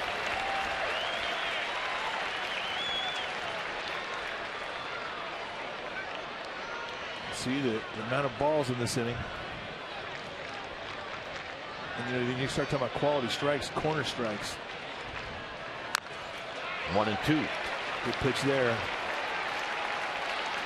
And you get to a point here where you're just trying to throw a strike and you're just trying to throw it anywhere in the strike zone, and that's not always going to be a quality strike. And you're at a part of the lineup here where you can't start laying ducks up there for him to take whacks at.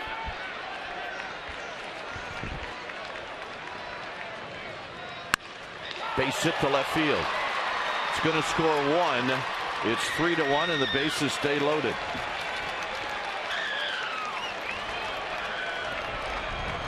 And here comes Bruce Bochy.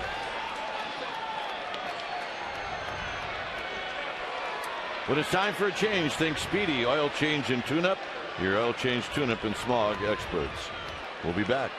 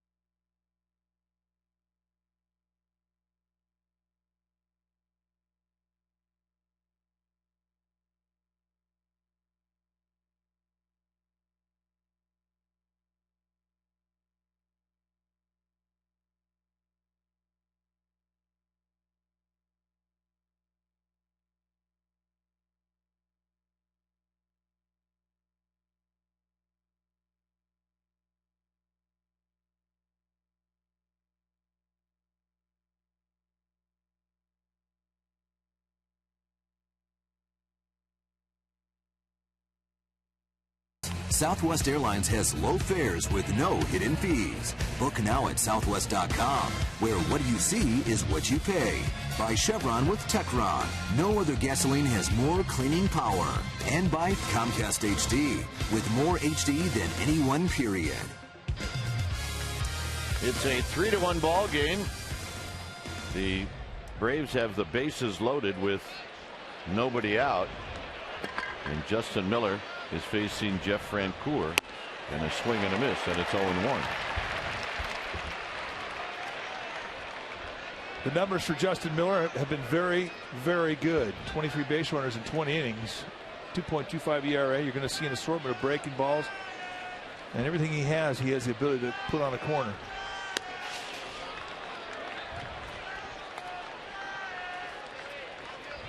Francoeur is 2 for 6.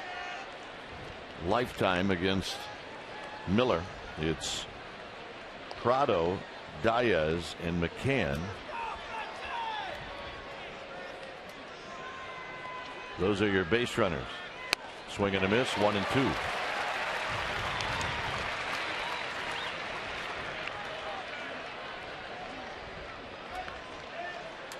Thing that is such a commodity for a guy like Justin Miller is, you know, he can get a strikeout. He can also get you a ground ball. And in a situation like right now, that is a commodity. Got him. There's the strikeout. Now he can pitch for the ground ball.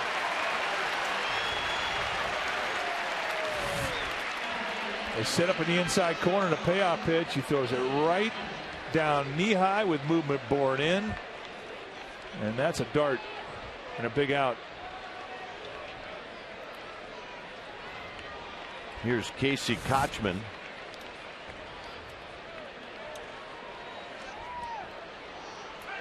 Kochman is flied out. He's bounced out.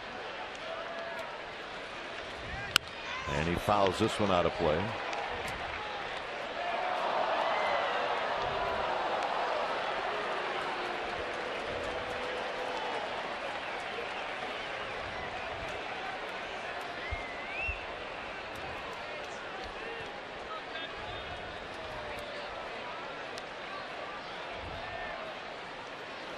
In the dirt. I do not know how Benji Molina stopped that one. It's 1 ball and 1 strike. And he's amazing. I mean, we've seen him do that before, and he laughs about it when you ask him about it.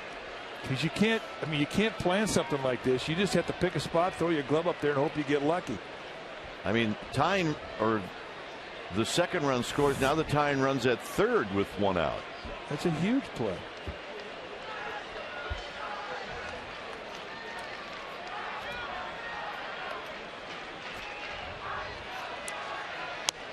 In tight, 2 balls and 1 strike. Almost clipped him.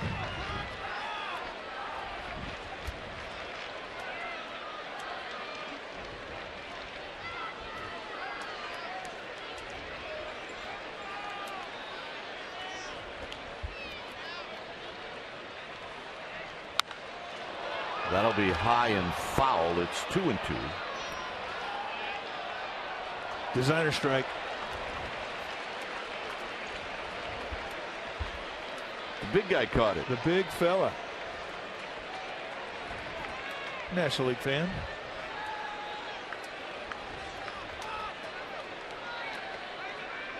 Two and two to Kochman. Braves runners all over the place.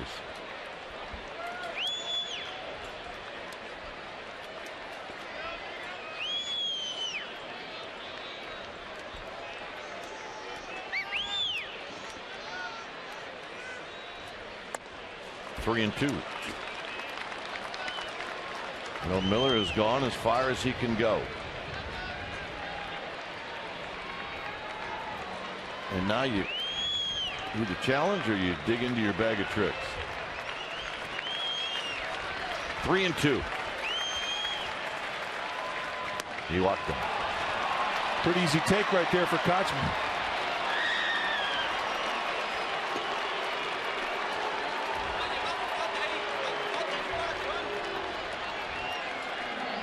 So one of the walks by Jonathan Sanchez has come back to Hunt.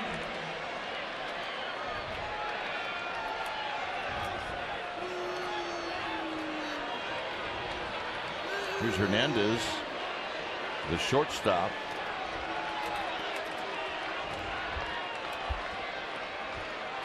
Giants looking for a double play.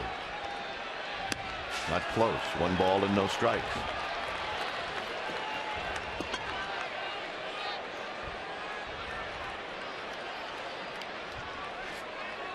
The elusive shutdown inning.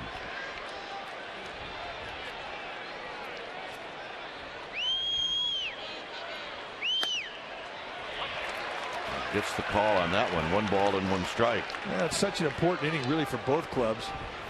Obviously it's an important inning for the Giants to be able to get their offense back in the dugout quickly, but just as important for the Braves to answer the runs that the Giants put on the board. Uribe. There's one.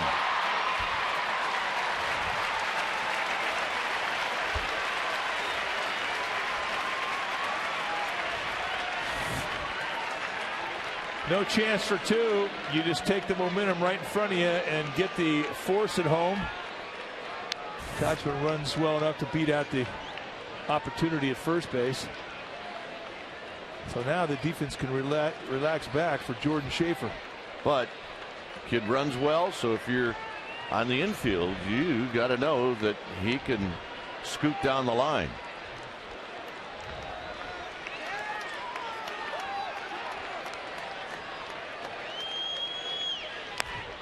No balls and one strike. Throw a breaking ball first pitch, you break a guy down, you're thinking you can throw breaking balls to him all day long. Chipper Jones has grabbed the bat. He's on deck. Yeah, if there's any motivation that Justin Miller needs, he just got it. The moment Jones walked out of the dugout, he does not want this inning to extend to let Chipper Jones have a chance at it. 0-2. Well, now he's got a couple of options. I mean, he could try and bounce one, which is kind of a risky pitch a little bit with a runner at third base. As good as Benji Bellina is with blocking with a runner at third, I mean, that's still a bit of a risk. Or he can go right back up there and climb that ladder with another elevator fastball.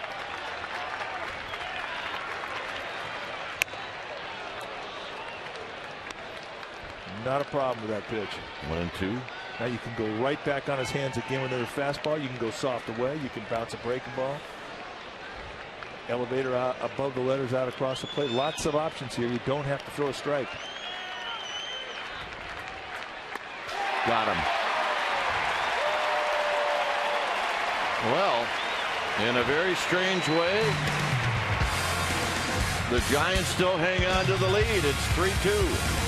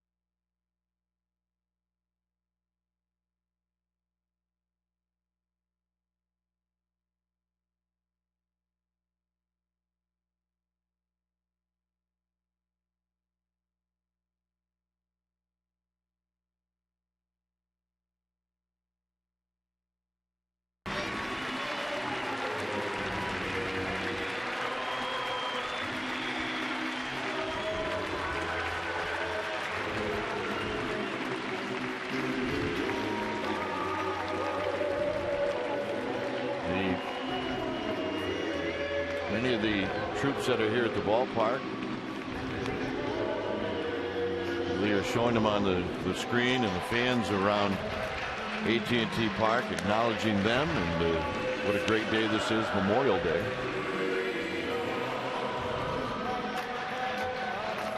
Vasquez is still out on the mound. Rise and remove your caps as we join Major League Baseball in observing a moment of remembrance to honor all of America's fallen heroes.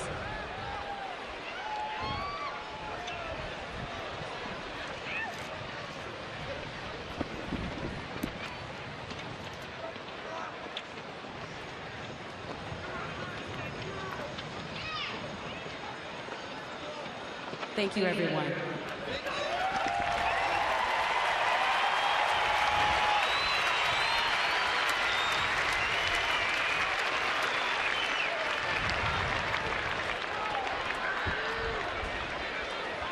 So back to baseball here at AT&T Park is Vasquez. Continues his warm-up pitches. Tell you, excellent relief work from Justin Miller to minimize the damage. I mean, I'm sure he's going to be a bit upset about the one walk, but to be able to preserve the lead, I mean, that's pretty impressive relief work.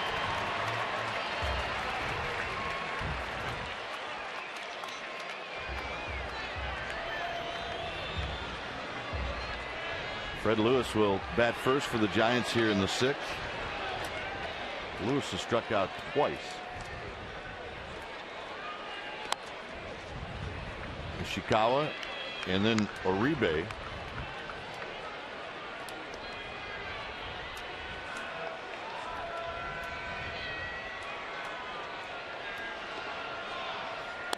Down low, 2 balls and no strikes.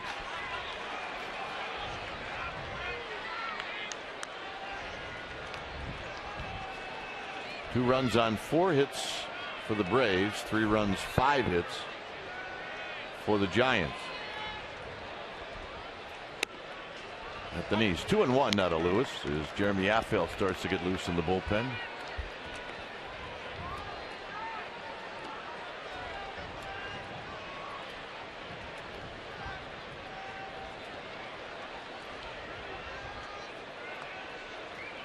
Lewis, base hit left field. I mean, that's about the only thing you could do with that pitch. That was not a hanger from Vasquez at all. It was a fastball about 91 miles an hour, and look at the movement that runs hard away. By the time Lewis gets to it, I mean, that thing is off the plate. You try and pull that thing, you roll it over. It's a weak ground ball to second base or first base, and you break your bat. It's nice hitting. Kind of like what McCann did in the top of this inning. Ishikawa's got a couple of hits. A little pop-up that Vasquez and Prado came together on, and it fell. That happened in the 2nd inning, and then he bounced one through the right side in the 5th. With Kochman holding on, Lewis, there is a spot where if you can pull that ball on the ground, you're going to get yourself a base hit.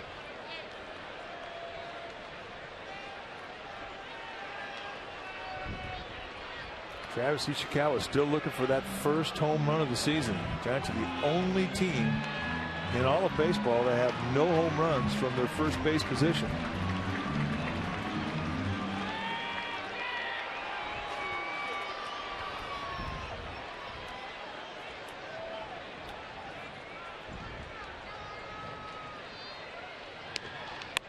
Pitch is high. The Giants have a couple of stolen bases.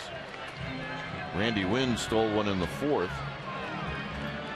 Ishikawa stole one in the 5th, and with the speed of Fred Lewis, you would think that that combination might lead you to believe that he could be going.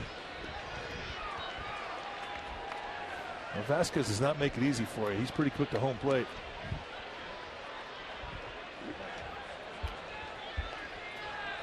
Swing and a miss. 1-2.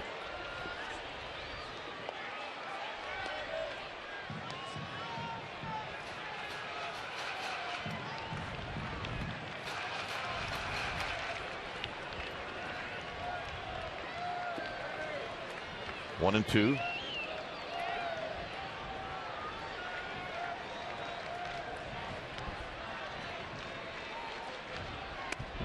Off the plate, 2 balls, 2 strikes. Just missed the outside corner with that off-speed pitch.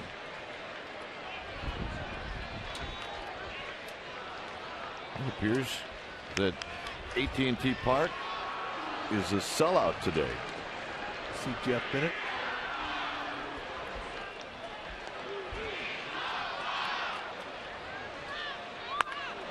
Base hit right field. Lewis on the move. Francoeur dropped it, and Ishikawa wisely put on the brakes. Otherwise, he was out. He was out, and you talk about what could have been bad.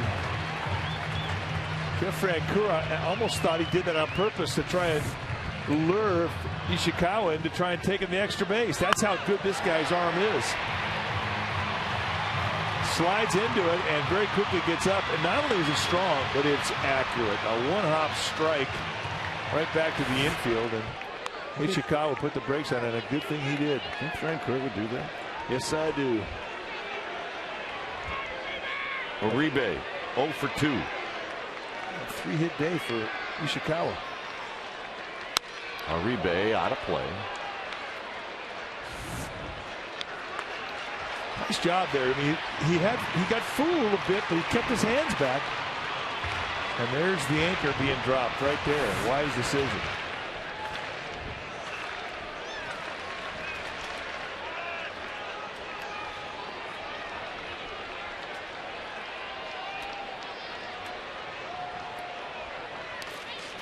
McCann knocks it down. 1 ball and 1 strike.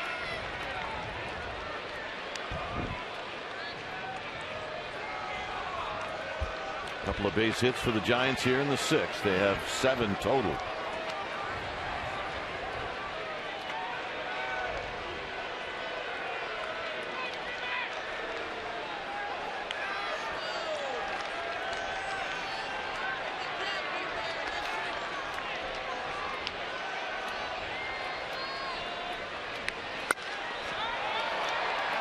Center field, it'll be Schaefer. Schaefer challenging Lewis. And Lewis is coming. And here's the throw. And he beat it. He got around the tag, and a good call by Jerry Meals. Well, that was not going to be easy. I thought they were going to get him. Some creativity from Fred Lewis to invent a slide to get around McCann. Just an example of the athleticism from Fred Lewis. And that is a huge run. Schaefer coming up. The ball goes up the line just a bit. But there are plenty of time.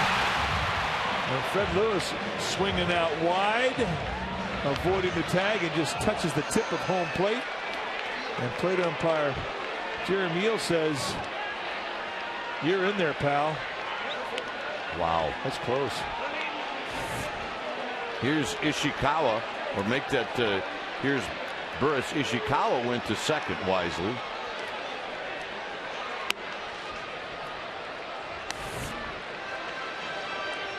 One more look.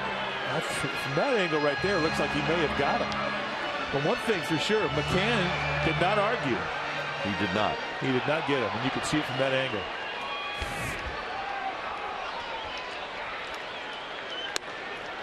Burris picked up an RBI with a base hit in the 5th.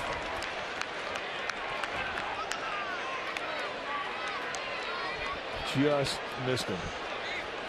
Close.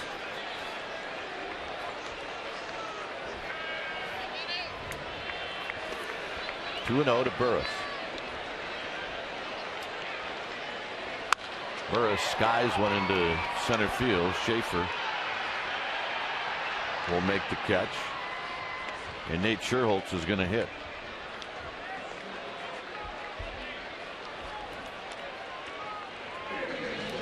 Well, check out Chronicle Live presented by AutoTrader.com. It's today at 5 o'clock. You'll see it right here in Comcast Sportsnet Bay Area. Fantastic show hosted by our old pal, Greg Papa.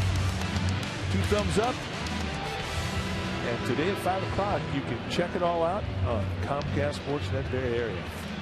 So McCann out to talk to Vasquez, talking over how they're going to approach Nate Scherholtz, the Giants pinch hitter. The Greg Papa. The Greg Papa. Right. Who was born to do this, by the way. Yeah.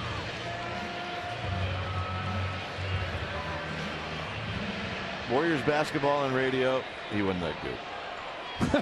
A's TV, wasn't that good. Raiders, not that good. This, yeah. Oh my goodness, he's born to do it. Off the charts. Here's Scherholtz. Scherholtz takes low, 1 ball and no strikes.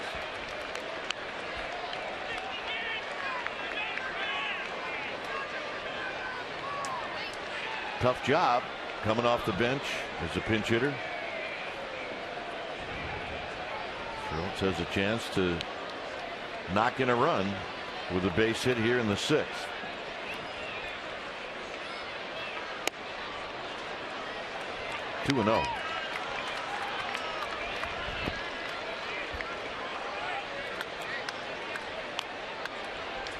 Giants would love to get that second run back.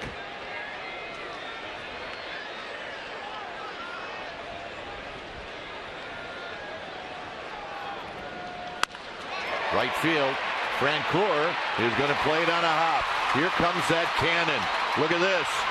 Not in time. 2 plays at home, and the Giants have scored 2 runs here in the 6th.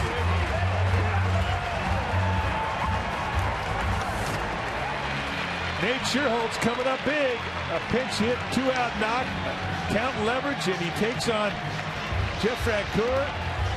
A one-hopper, and Travis Ishikawa swinging out wide. And I'll tell you what, you've got to give a tip of the cap to Tim Flannery for slinging home and challenging Vancouver. When it's time for a change, think Speedy Oil Change and Tune-Up. Your oil change, tune-up, and smog experts. We'll be back.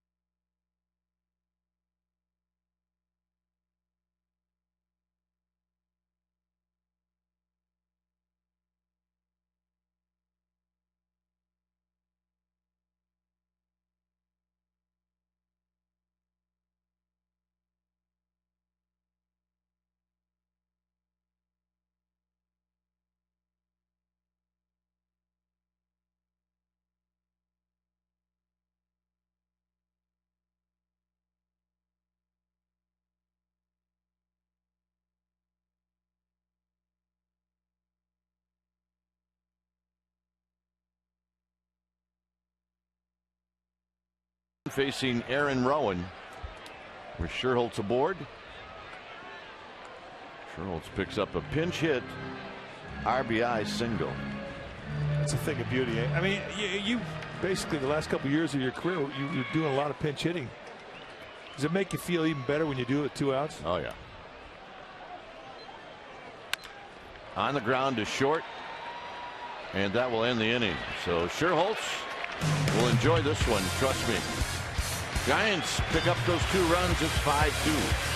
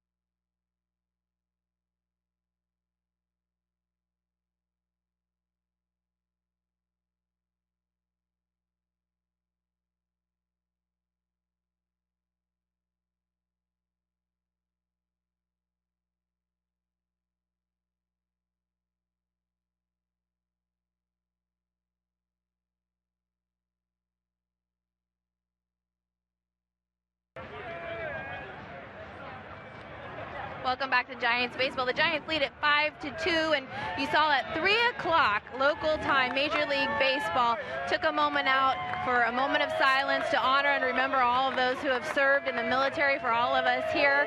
And the Giants also today joined forces with Operation Care and Comfort, where they collected all kinds of items at entrances today to send to military serving overseas for care packages. So it's been a great day here at the park. Happy Memorial Day, guys. All right, Amy, and it has been a great day. Good crowd. Just the right amount of enthusiasm, honoring all of our folks that serve in the military.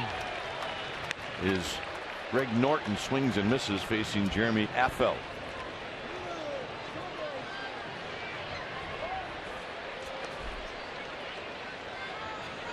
Sanchez, Miller, Affeldt. Down low. 1 ball and 1 strike. 5-2 Giants.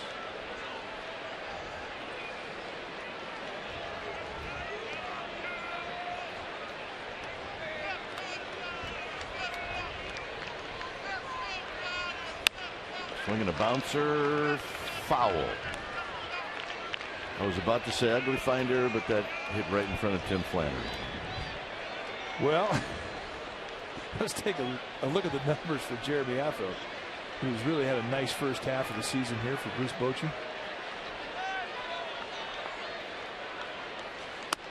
You know, you look at the numbers that he's put up, and he's actually gotten out righties better than he has lefties, which I don't know how that's possible with that breaking ball he's got.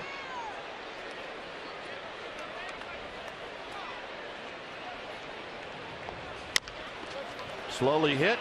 Tough play. Can Affeldt make it? He does! How about that? Only the lack of speed by Greg Norton made that play possible. No, you're right. I'm trying to think how Affeldt's going to get this going, because he doesn't plan. He's just off balance, throwing with his motion and momentum going towards the Giants dugout, and it becomes a foot race for Norton and the one hopper. This is a great play. Not even close. Not even close. And watch the reaction from Affeldt as he goes across the line, gets the out. Had a little Tommy Lasorda moment there. It wasn't even close. Look out as Kelly Johnson watches that breaking ball whiz by. 1 ball and no strikes.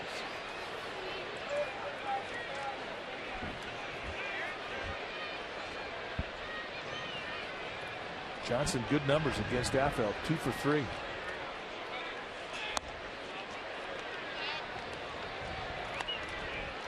Kelly Johnson must have had a left-handed dad or a left-handed brother or a friend.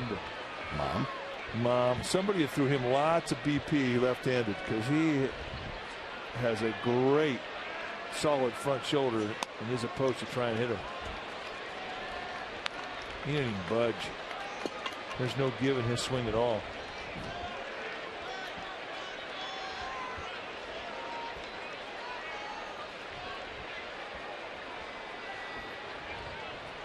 The 3-0 pitch is right there for a strike.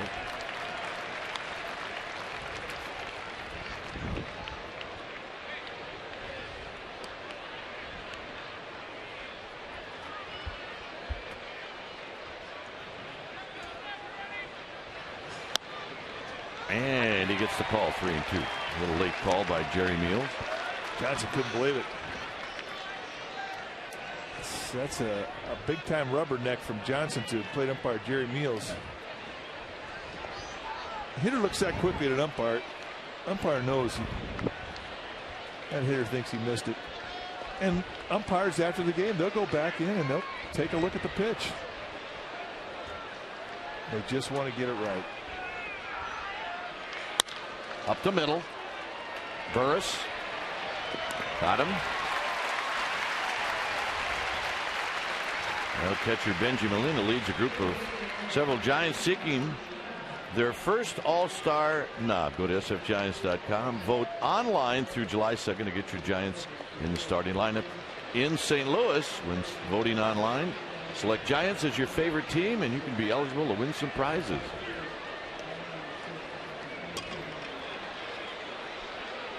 Here's Prado. And a strike. Nice, easy 95, perfect location.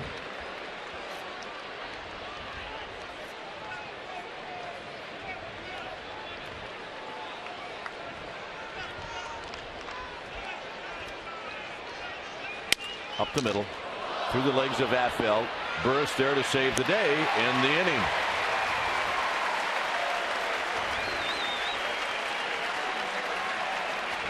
So Emmanuel Burris gets into the act. And join along in the singing of God Bless America.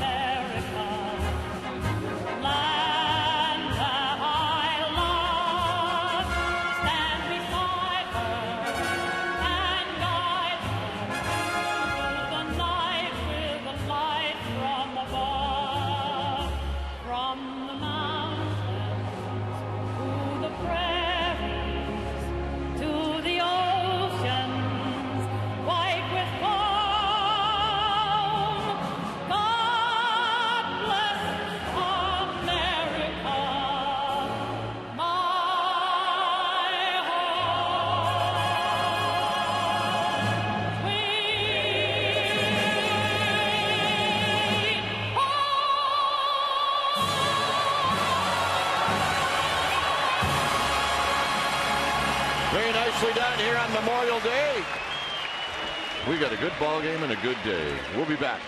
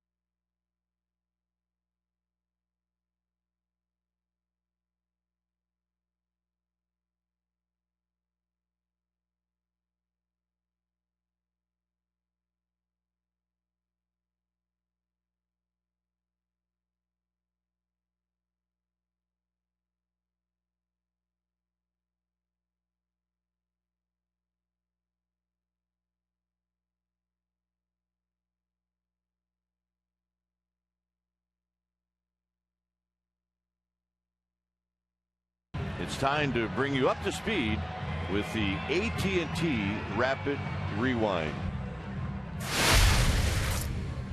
Well, Dell, this is goodbye. We're thrilled to work with you. It's kind of tough to leave baseball, but when your country calls, there's nothing to do but respond. Hank, it's tough to lose you. Uncle Sam is getting a great guy, and I hope you hurry up and come back to us. AT&T, the nation's fastest 3G network. AT&T, your world delivered.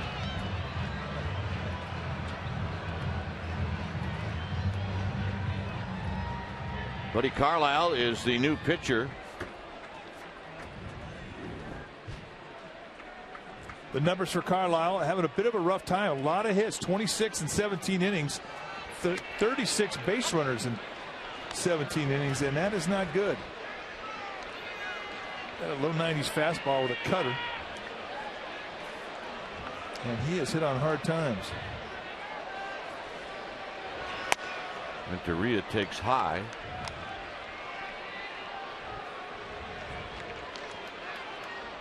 Renteria had a big hit, a double in the fifth, and knock in a pair.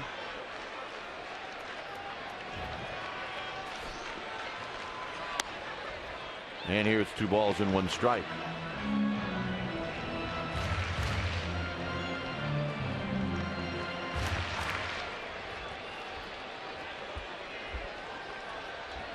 Randy went on deck.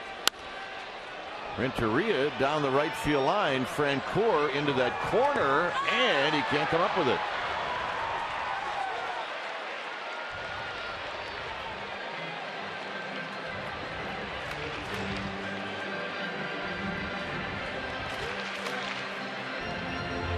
Two balls and 2 strikes.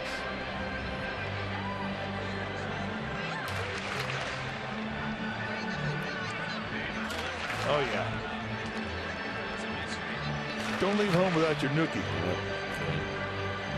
Care less what the score is. Nope.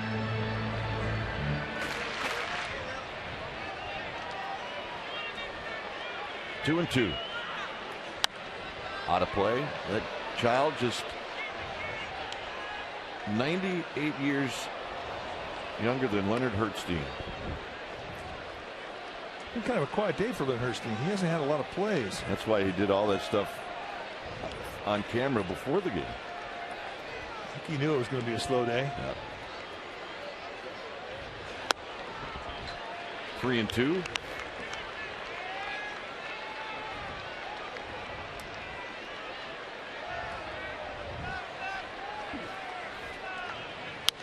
Renteria skies one to left. It's Diaz shading his eyes, and Diaz making the catch. As soon as you see that mitt go up early, you know it's a battle between the outfielder and that high fly ball in the sun. And left field is the Sun Field here at AT&T Park. I mean, he's got everything going. He's got the hat, the glasses, the glove. And he need them all. Oh, yeah. He's got her colors on. Being trained. Nice going, Mom.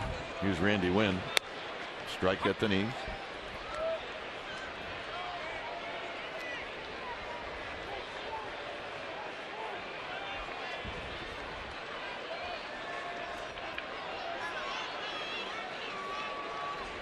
Swing and a miss. Nothing in 2.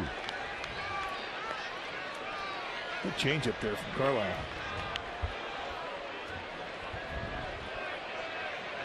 Giants hitting here in the 7th.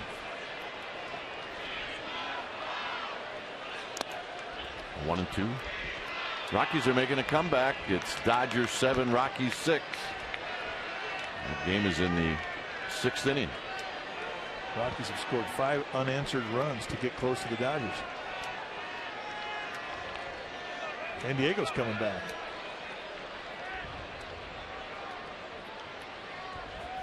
Indeed they are. In the dirt.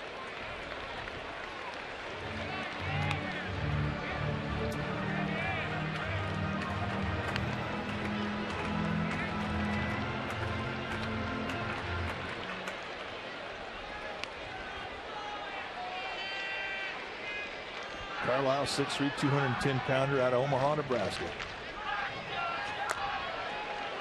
And Randy Wynn may have gotten a piece of that on the check swing. It's 2 and 2. He did.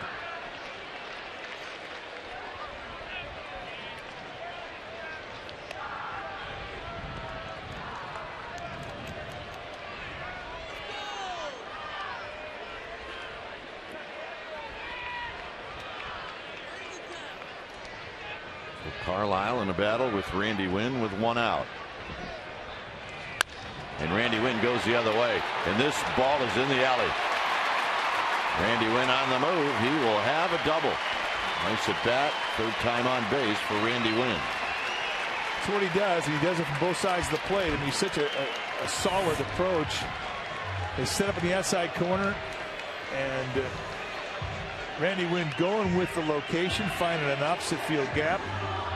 Tell you what, the Giants the last couple of days have really started to swing the bats well. And they hit a real dry spell in San Diego, but since they went to Seattle and had good at bats, and it really has carried into today's game.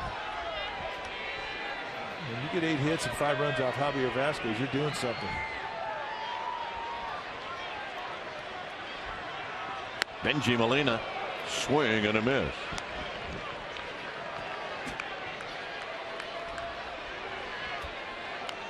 Talked to Bruce Bochy before the game like we always do, and he basically said when Juan Uribe's at bat in the 8th inning on Saturday night split the outfielders, he said it changed everything. Changed everything. He said everybody relaxed in that dugout, even guys that weren't playing. Even the guys who were broadcasting the game. Exactly right. An opposite field, right center field gapper with the bases loaded, cleared the bags. The Giants would come back and win that ball game.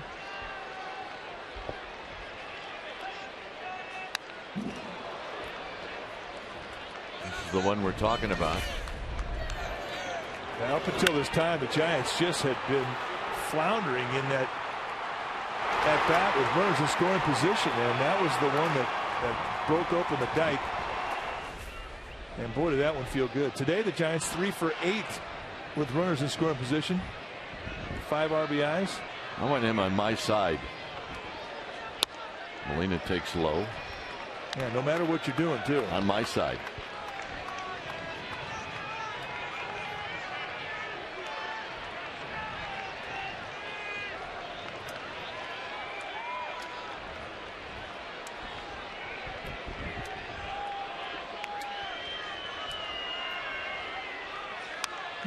Molina stays alive. He will battle you, especially with a runner in scoring position.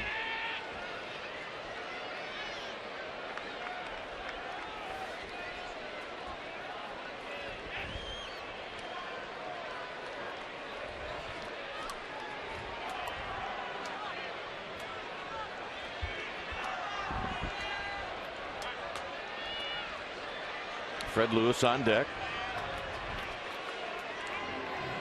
Cam wants to talk about it a little bit here with Carlisle.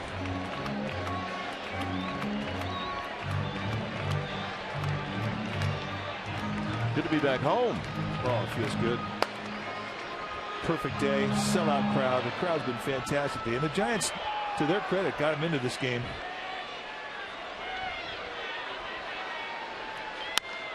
Molina pops it up. Foul territory. Is it Kochman? It is.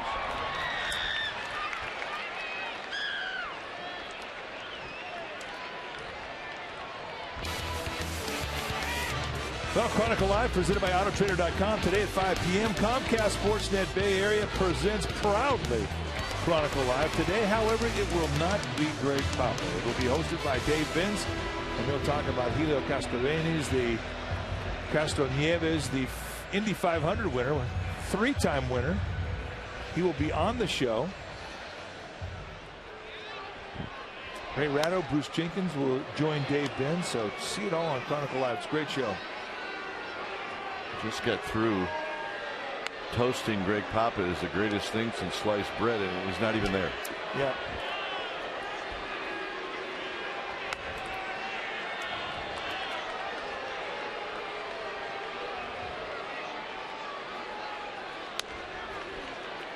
Taking the walk will be Fred Lewis. That gentleman right there, well, that's our boss. Comcast Sportsnet Bay Area General Manager Ted Griggs enjoying the ball game today.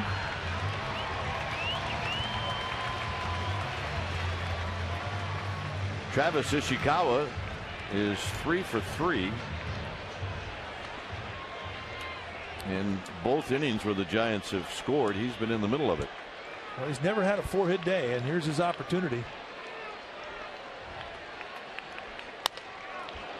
Trying to yank one into the pond. It's no balls and 1 strike. He's got to be a little ticked off. You get 3 hits and you get intentionally walked. That's right.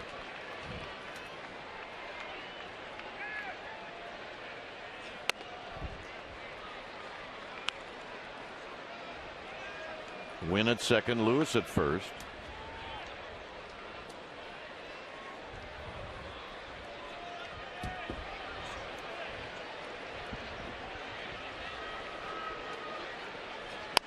Very high. It's 2-1. The Padres have indeed tied that game up in Arizona. It's 7-7. Well, the Padres with a 9-game winning streak going into their series with Arizona. How about that?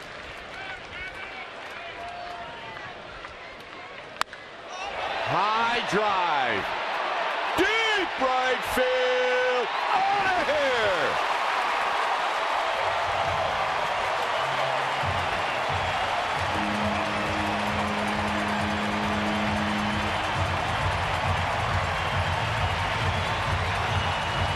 Ishikawa's first home run of the year.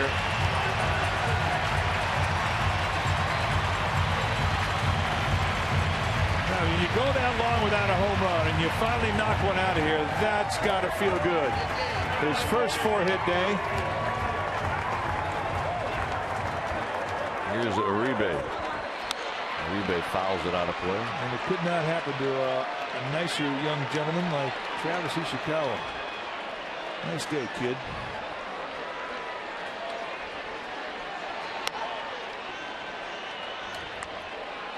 And that was no cheapie either. That's where the big boys hit him.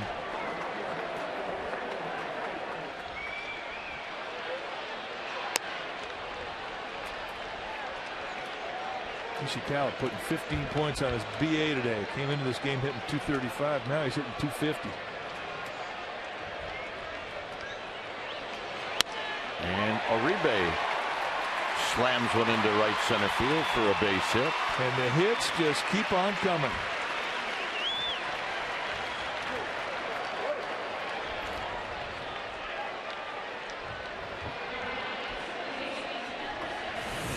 A side swing from Travis Ishikawa, a short plant, not a lot of movement in his lower body, keeps a very calm head. And the crowd will tell you, that was a bomb, folks.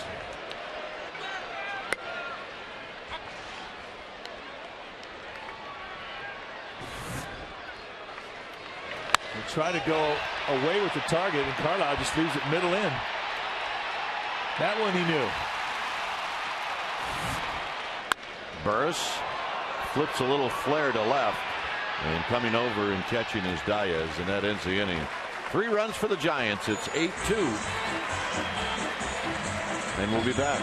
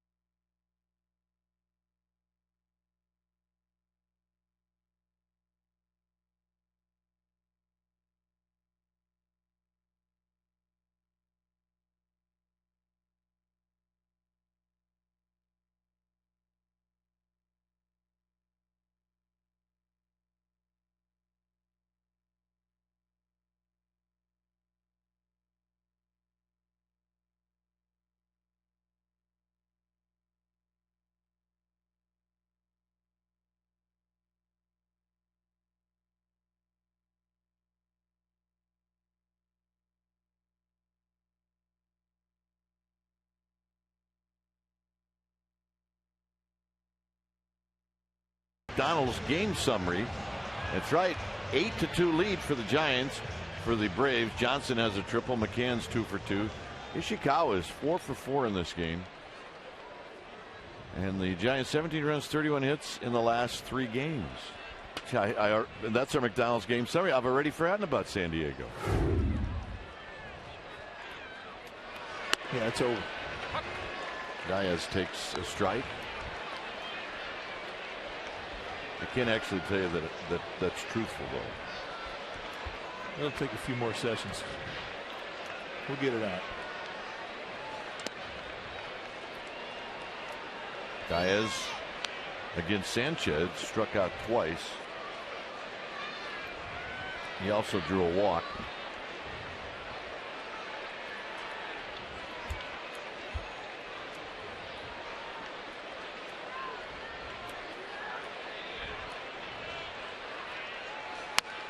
Off the backstop, it's 1-2.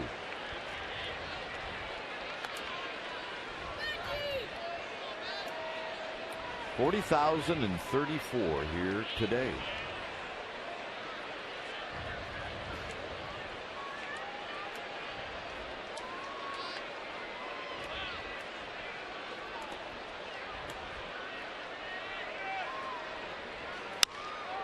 Left field, that's going to be a base hit. A leadoff single for Diaz here in the 8th. Here's McCann.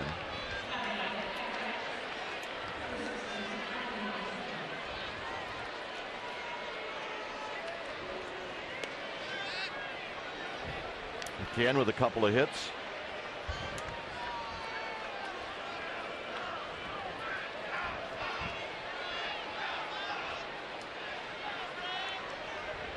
McCann also walked in the 4th, so he's been on base 3 times. And he rolls it foul. He actually hit it off his foot.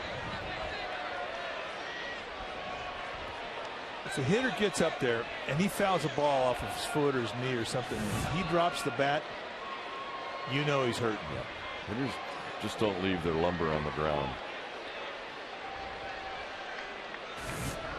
Especially catchers. McCann's probably had that toe beaten on about 5 times already in this game.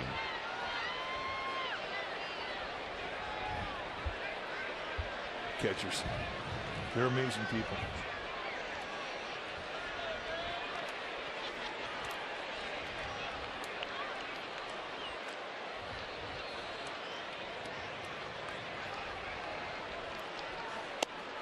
There's that breaking ball that misses.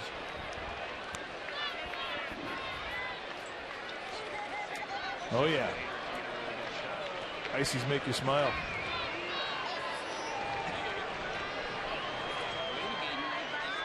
Child's being raised, right? Oh yeah. 1 ball and 1 strike. McCann almost hit another one off his foot. He was trying. That missed by about 2 inches.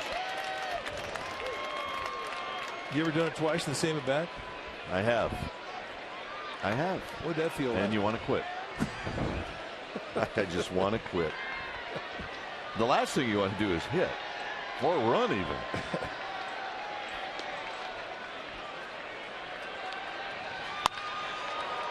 Barris off his glove and into center field, a base hit. Diaz is going to round the bag.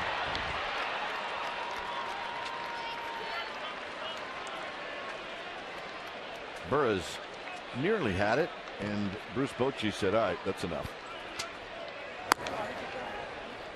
When it's time for a change, think Speedy Oil Change and Tune-Up, your oil change tune-up and smog experts.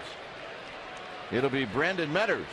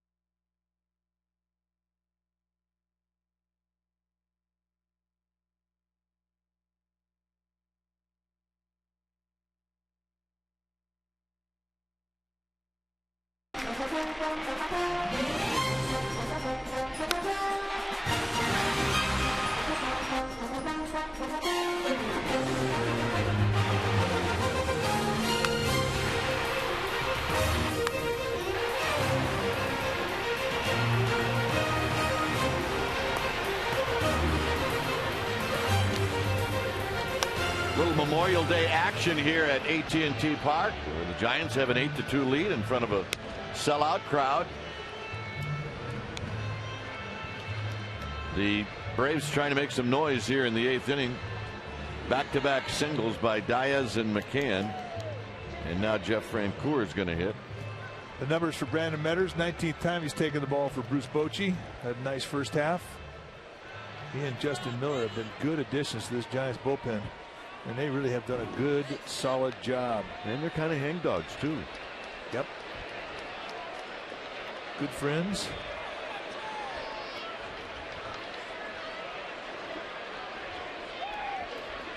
Francoeur struck out in the 6th inning.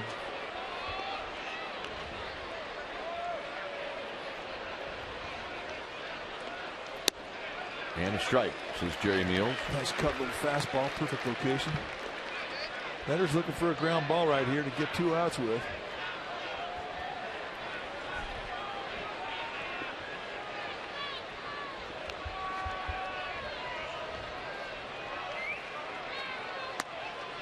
That pitch is down low and taken by Francoeur. 1 ball and 1 strike. Francoeur lined out to left field in the 2nd. Bounced into a fielder's choice in the 4th.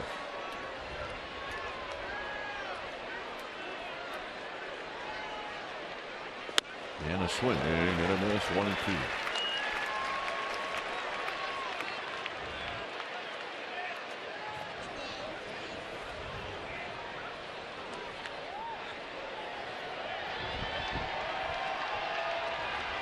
One ball, 2 strikes.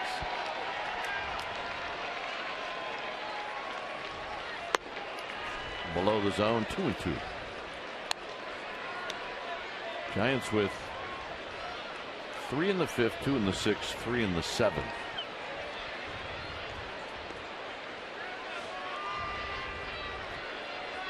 Francoeur has hit into 6 double plays. It's 2nd on the team. Got him.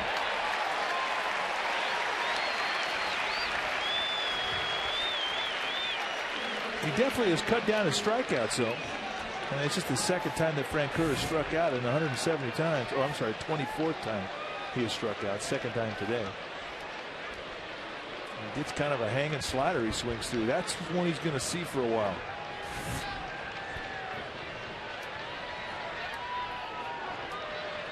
Here's Kochman.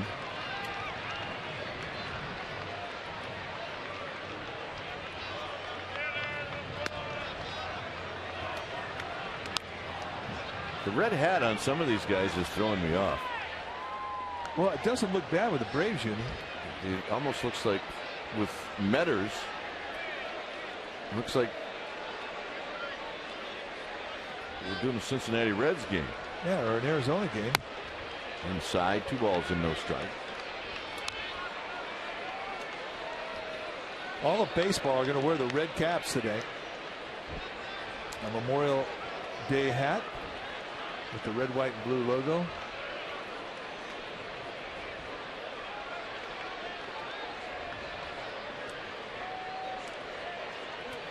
I like it. I mean, it's great. It honors our military.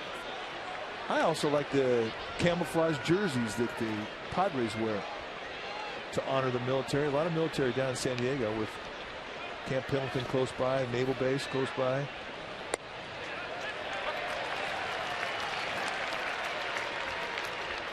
I'm not sure if they wear it every Sunday or selected Sundays. It may be every Sunday. And it may be just day games middle of the week, but it does look pretty cool. Anything that we can do to honor our military, we are in. Good curveball. That is a big league hook right there. 2-0 fastball that paints it right at the knees in the outside corner. Takes away the count advantage totally, and then he follows it up with this beautiful curveball. And you can see how far out front Kochman gets. Really fooled. You throw that one again.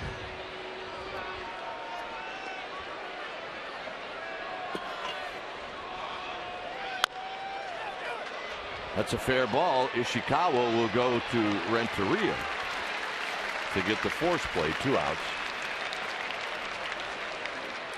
Guys that are a little frightened to throw at first, they go right to the bag on that. I was just going to ask you that question. How many first basemen with a 6-run lead would go to second base on that?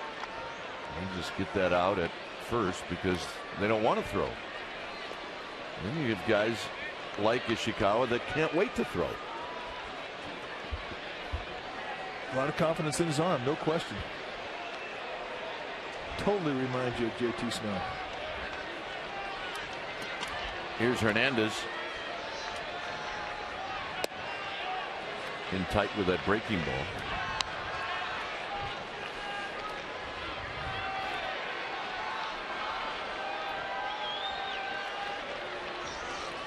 JT's here. I don't know about the hat, JT. Out of play, 1 ball and 1 strike. We got to talk to him about that hat.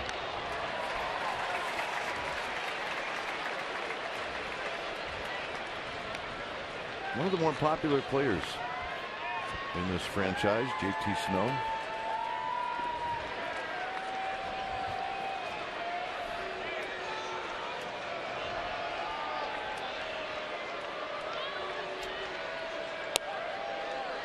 Two balls and 1 strike. Remember, tomorrow it's Tim Lincecum.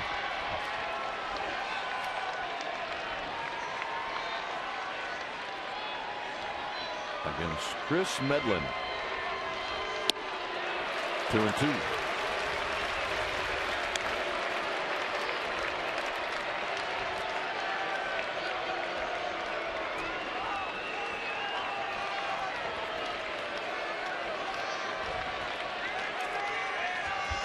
Runners at the corners with 2 outs.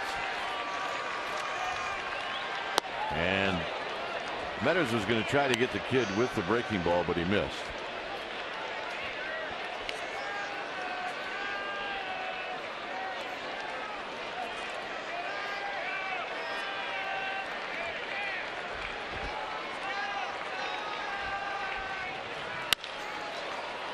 Uribe. Across the diamond, and that ends the inning. The Braves strand a pair. Giants will send Metters, Rowan, and Renteria to the plate.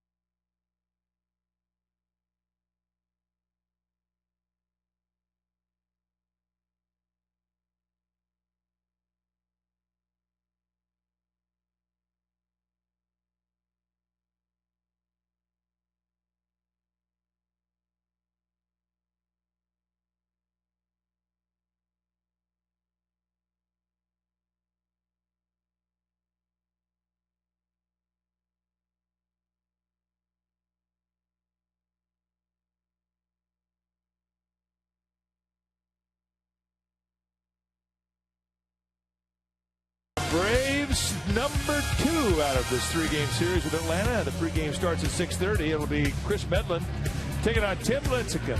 So the series continues. 135 games this season on Comcast Sportsnet Bay Area, and we are hoping you're there, every one of them. Comcast Sportsnet Bay Area. Check us out tomorrow, 6:30 pregame. Jesus Guzman is going to pinch hit. Ross is now catching.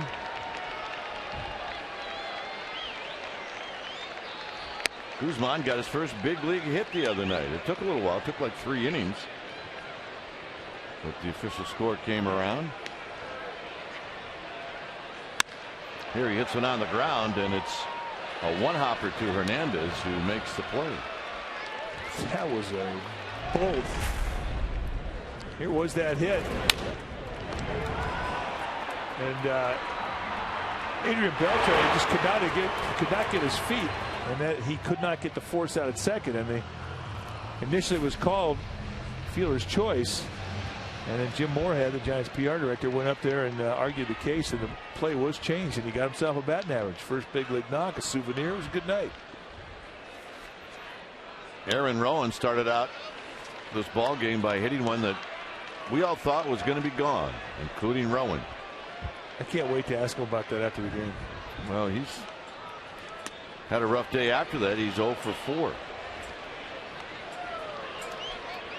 So this is your day saver at bat? It is. This is the barbecue is going to be a lot better if I can get a hit here. And he rolls it foul.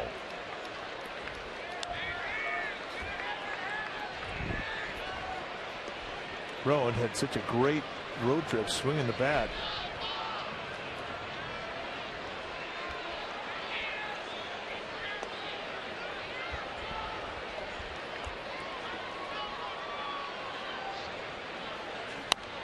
Fouls this one.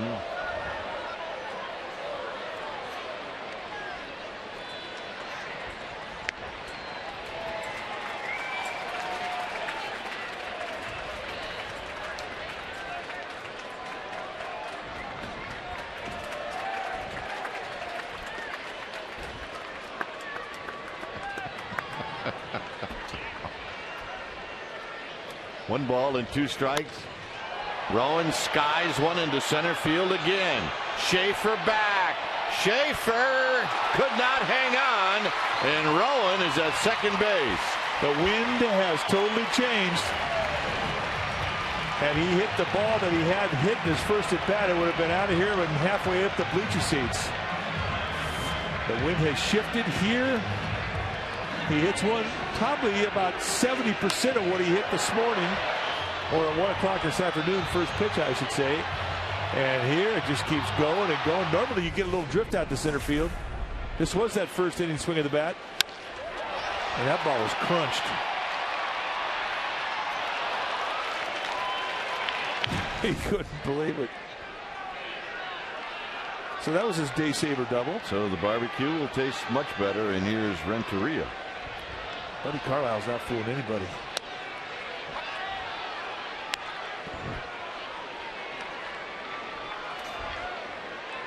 I mean, that at bat from Jesus Guzman was a top spin, 1-hop bullet. And a base hit for Renteria.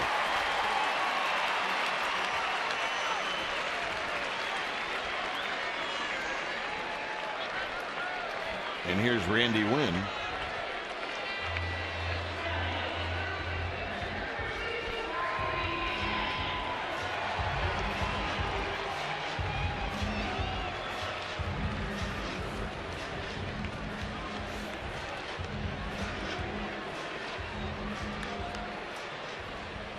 Randy Wynn has a couple of hits.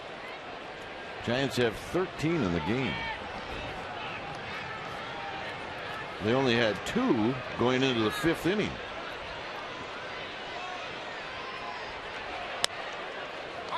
Spins went in there for a strike. And picked up 3 hits in the 5th, 3 in the 6th, 3 in the 7th, 2 here in the 8th.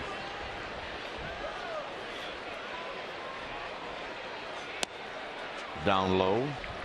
1 ball and 1 strike. The A's played at the same time today. They hosted the Seattle Mariners. Their game is over with. Oakland beating Seattle 6-1. Randy Wynn, a double play ball. And it'll go 4-6-3. And that'll do it. 9th inning coming up. It's 8-2.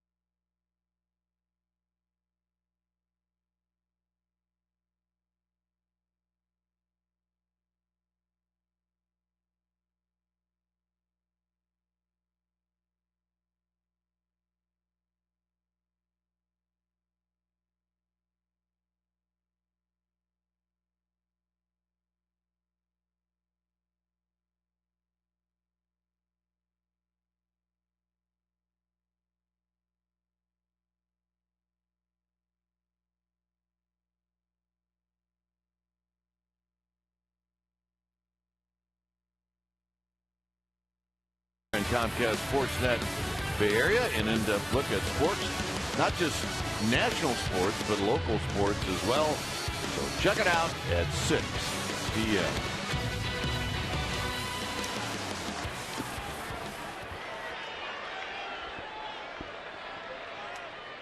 Brian Wilson into the ball game to get some work.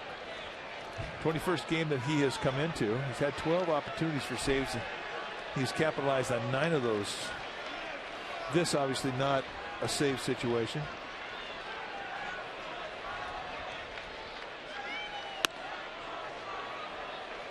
And he will always come out throwing hard. When you're the closer, I mean, sometimes it's hard to find an inning for your closer. Well, Giants found one. Yeah, the problem is you say, okay, we're going to get you an inning today, and then all of a sudden, now he's got to save 5 days in a row. I mean, you just never know when you're going to get feast or famine. But I'm sure he wants this one. Something that they told him before the game, we're going to get you an inning today no matter what. Well, the bad news is Jordan Schaefer's facing a strikeout guy, and he's got 3 strikeouts. Well, he's been striking out a lot. That's been a real concern. 2-2. But if you're sitting on a hat trick and you got a 2-1 count and the guy pipes you a fastball, that's one you got to hack at. You got to bunt it back to the pitcher. I think you got to make a good point there. 2-2. And it's a full count.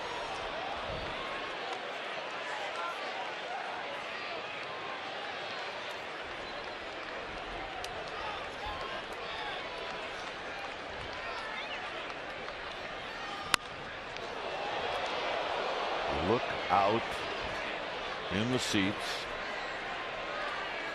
Get out of the way. Do not mess with your Memorial Day.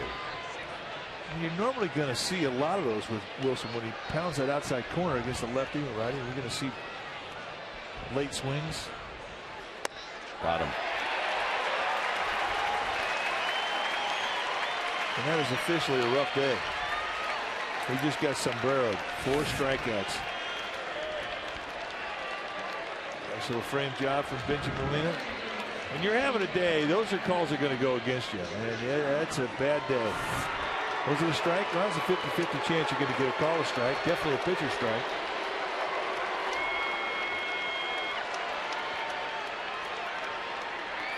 Here's Chipper Jones. Chipper Jones takes high. 1 ball and no strikes.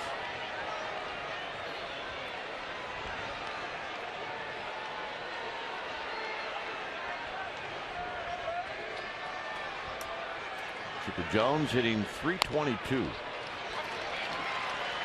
So Chipper Jones were to retire 5 years down the road. Do you vote for him to go to the Hall of Fame? Absolutely. No question about it. One of the best switch hitters in baseball history. 1-2. I've been in cars where a disc jockey, I bring that conversation up and he'll open it up for feedback with a viewing and listening audience. And I can't believe anybody that wouldn't vote for this guy to be a Hall of Fame. To me, it's slam dunk. To you, it's slam dunk. And I mean, I know you've mentioned that to me before. And everybody in our broadcast team, when we speak for Dave Fleming and John Miller, feel the same way.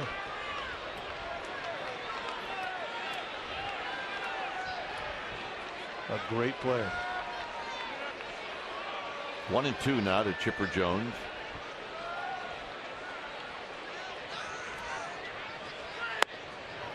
Two balls, 2 strikes.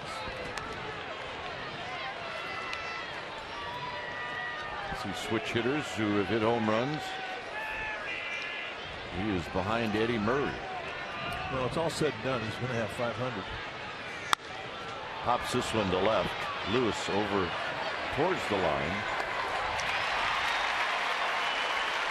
2 outs.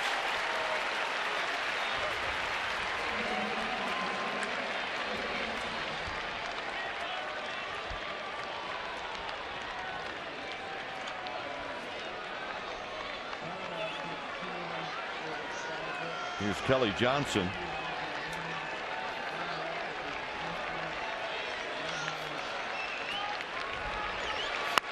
It's unlikely, Mike, that he's going to get to 3,000 hits. Where's he at? I'm looking at the notes. He picked up his 2,300th career hit on the 13th of May. He could. He would have to play, what, 5 more years? 4?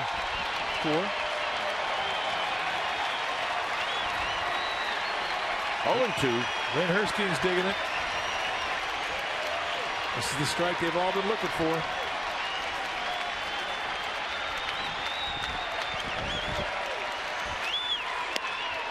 Well, 1-2.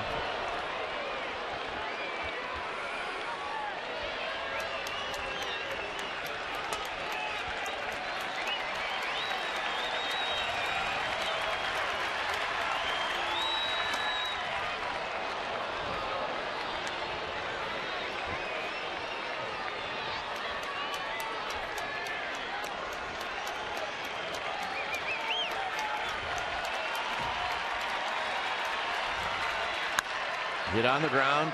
Burris spears it, and that'll be the ball game. So the Giants win game 1 of this 3-game series. They win the first game of this homestand.